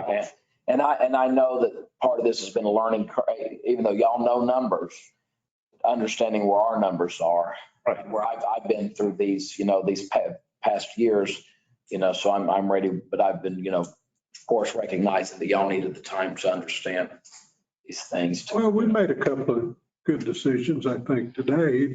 We got to go find the $6 million that we got to go find. Yeah. Well, I'm confident you're going to find it before 4 o'clock tomorrow. And we're going to walk around here. I got to find it, and then you guys got to agree with it. It's easy. It's going to be easy for me to find it. Calendars. Oh, and then what did we decide? 13th? I said 13th, but if everybody wants to try to wrap it up on the 14th, we can I do just that. didn't get her done. Why Okay. can't we do that? Why couldn't we get that done before? All right, 14th. Everybody get to work on Saturday. I'm ready, yeah. Okay, what time on the 14th you want to meet? Don't make it 8 o'clock because I won't be here. All Okay, right, 7:30 then. I won't be here either. I can start as early as possible. It doesn't bother me, but whatever's best for you. good time, man. 9 o'clock, let's go. 9 o'clock. 9 a.m. Okay, and then that way we'll, And the convention center. Probably easier sitting around this table. I can hear. Okay, at City Hall. Better work environment. Yep. Okay. We have to ever do anything about the sound over there? I can't hear What's anything. that? So no more than 13. What's that? So the night. so we'll strike Yeah, the I can't 13th. hear anything. We have not done anything with the sound yet. We did something with the dais itself, so. So we're not going to meet on the 13th. We're just going to try to knock it out on the 14th. Yeah, just turn And the then if we speaker. have to, we absolutely have to, we'll meet on the afternoon of the 19th. We can do that. And then we can meet the mayor's proposed deadline maybe, but that's going to put, staff's going to have to work 2 Saturdays. I don't see how you can get out of it. That'll work. It works. Okay, we'll do our level best to make it work. Okay. All right, let's see, we're supposed to go to public comments. Do you have any, Hallelujah. how about anybody still with us on the, Did you find out any information on what you want to talk about? Been talked here in a moment. got Mr. Haley? We have anybody commenting? Yes, Rita? I have a comment, Mr. Chairman. Okay, go. This is Rita Kane Dorhofer, very narrow, unstriped Chicago Cubs mailbox, Mark Road. Are we going to have the changes that you talked about online so we can download them for tomorrow's meeting? No, No. No. they won't be available till tomorrow sometime. We didn't really adjust anything. Did we non-consent? We didn't Yeah, take any action on it. no, but our agreed upon number The only thing we really saved was the $2 million. And then there were some other adjustments throughout the document, but it's going to take them probably till the meeting tomorrow to make those adjustments, would be my guess. Okay, but then they will be online eventually. Yes. They'll be on, Yes. whatever's available will be made by 4:00 tomorrow afternoon. How's that? That And sounds Mr. good. Chair, Mr. Chair and committee members, in the past, what we've done is sometimes we've put together a summary of changes, just to highlight and remind everybody of how things have been changed throughout the process. So we'll be able to track something like that. So far, it hasn't been that many changes that we can track. That suit everybody? Anybody else that's in the virtual universe have anything else to comment about? Okay, then we're adjourned. Oh, 6:30, I got another meeting I was supposed to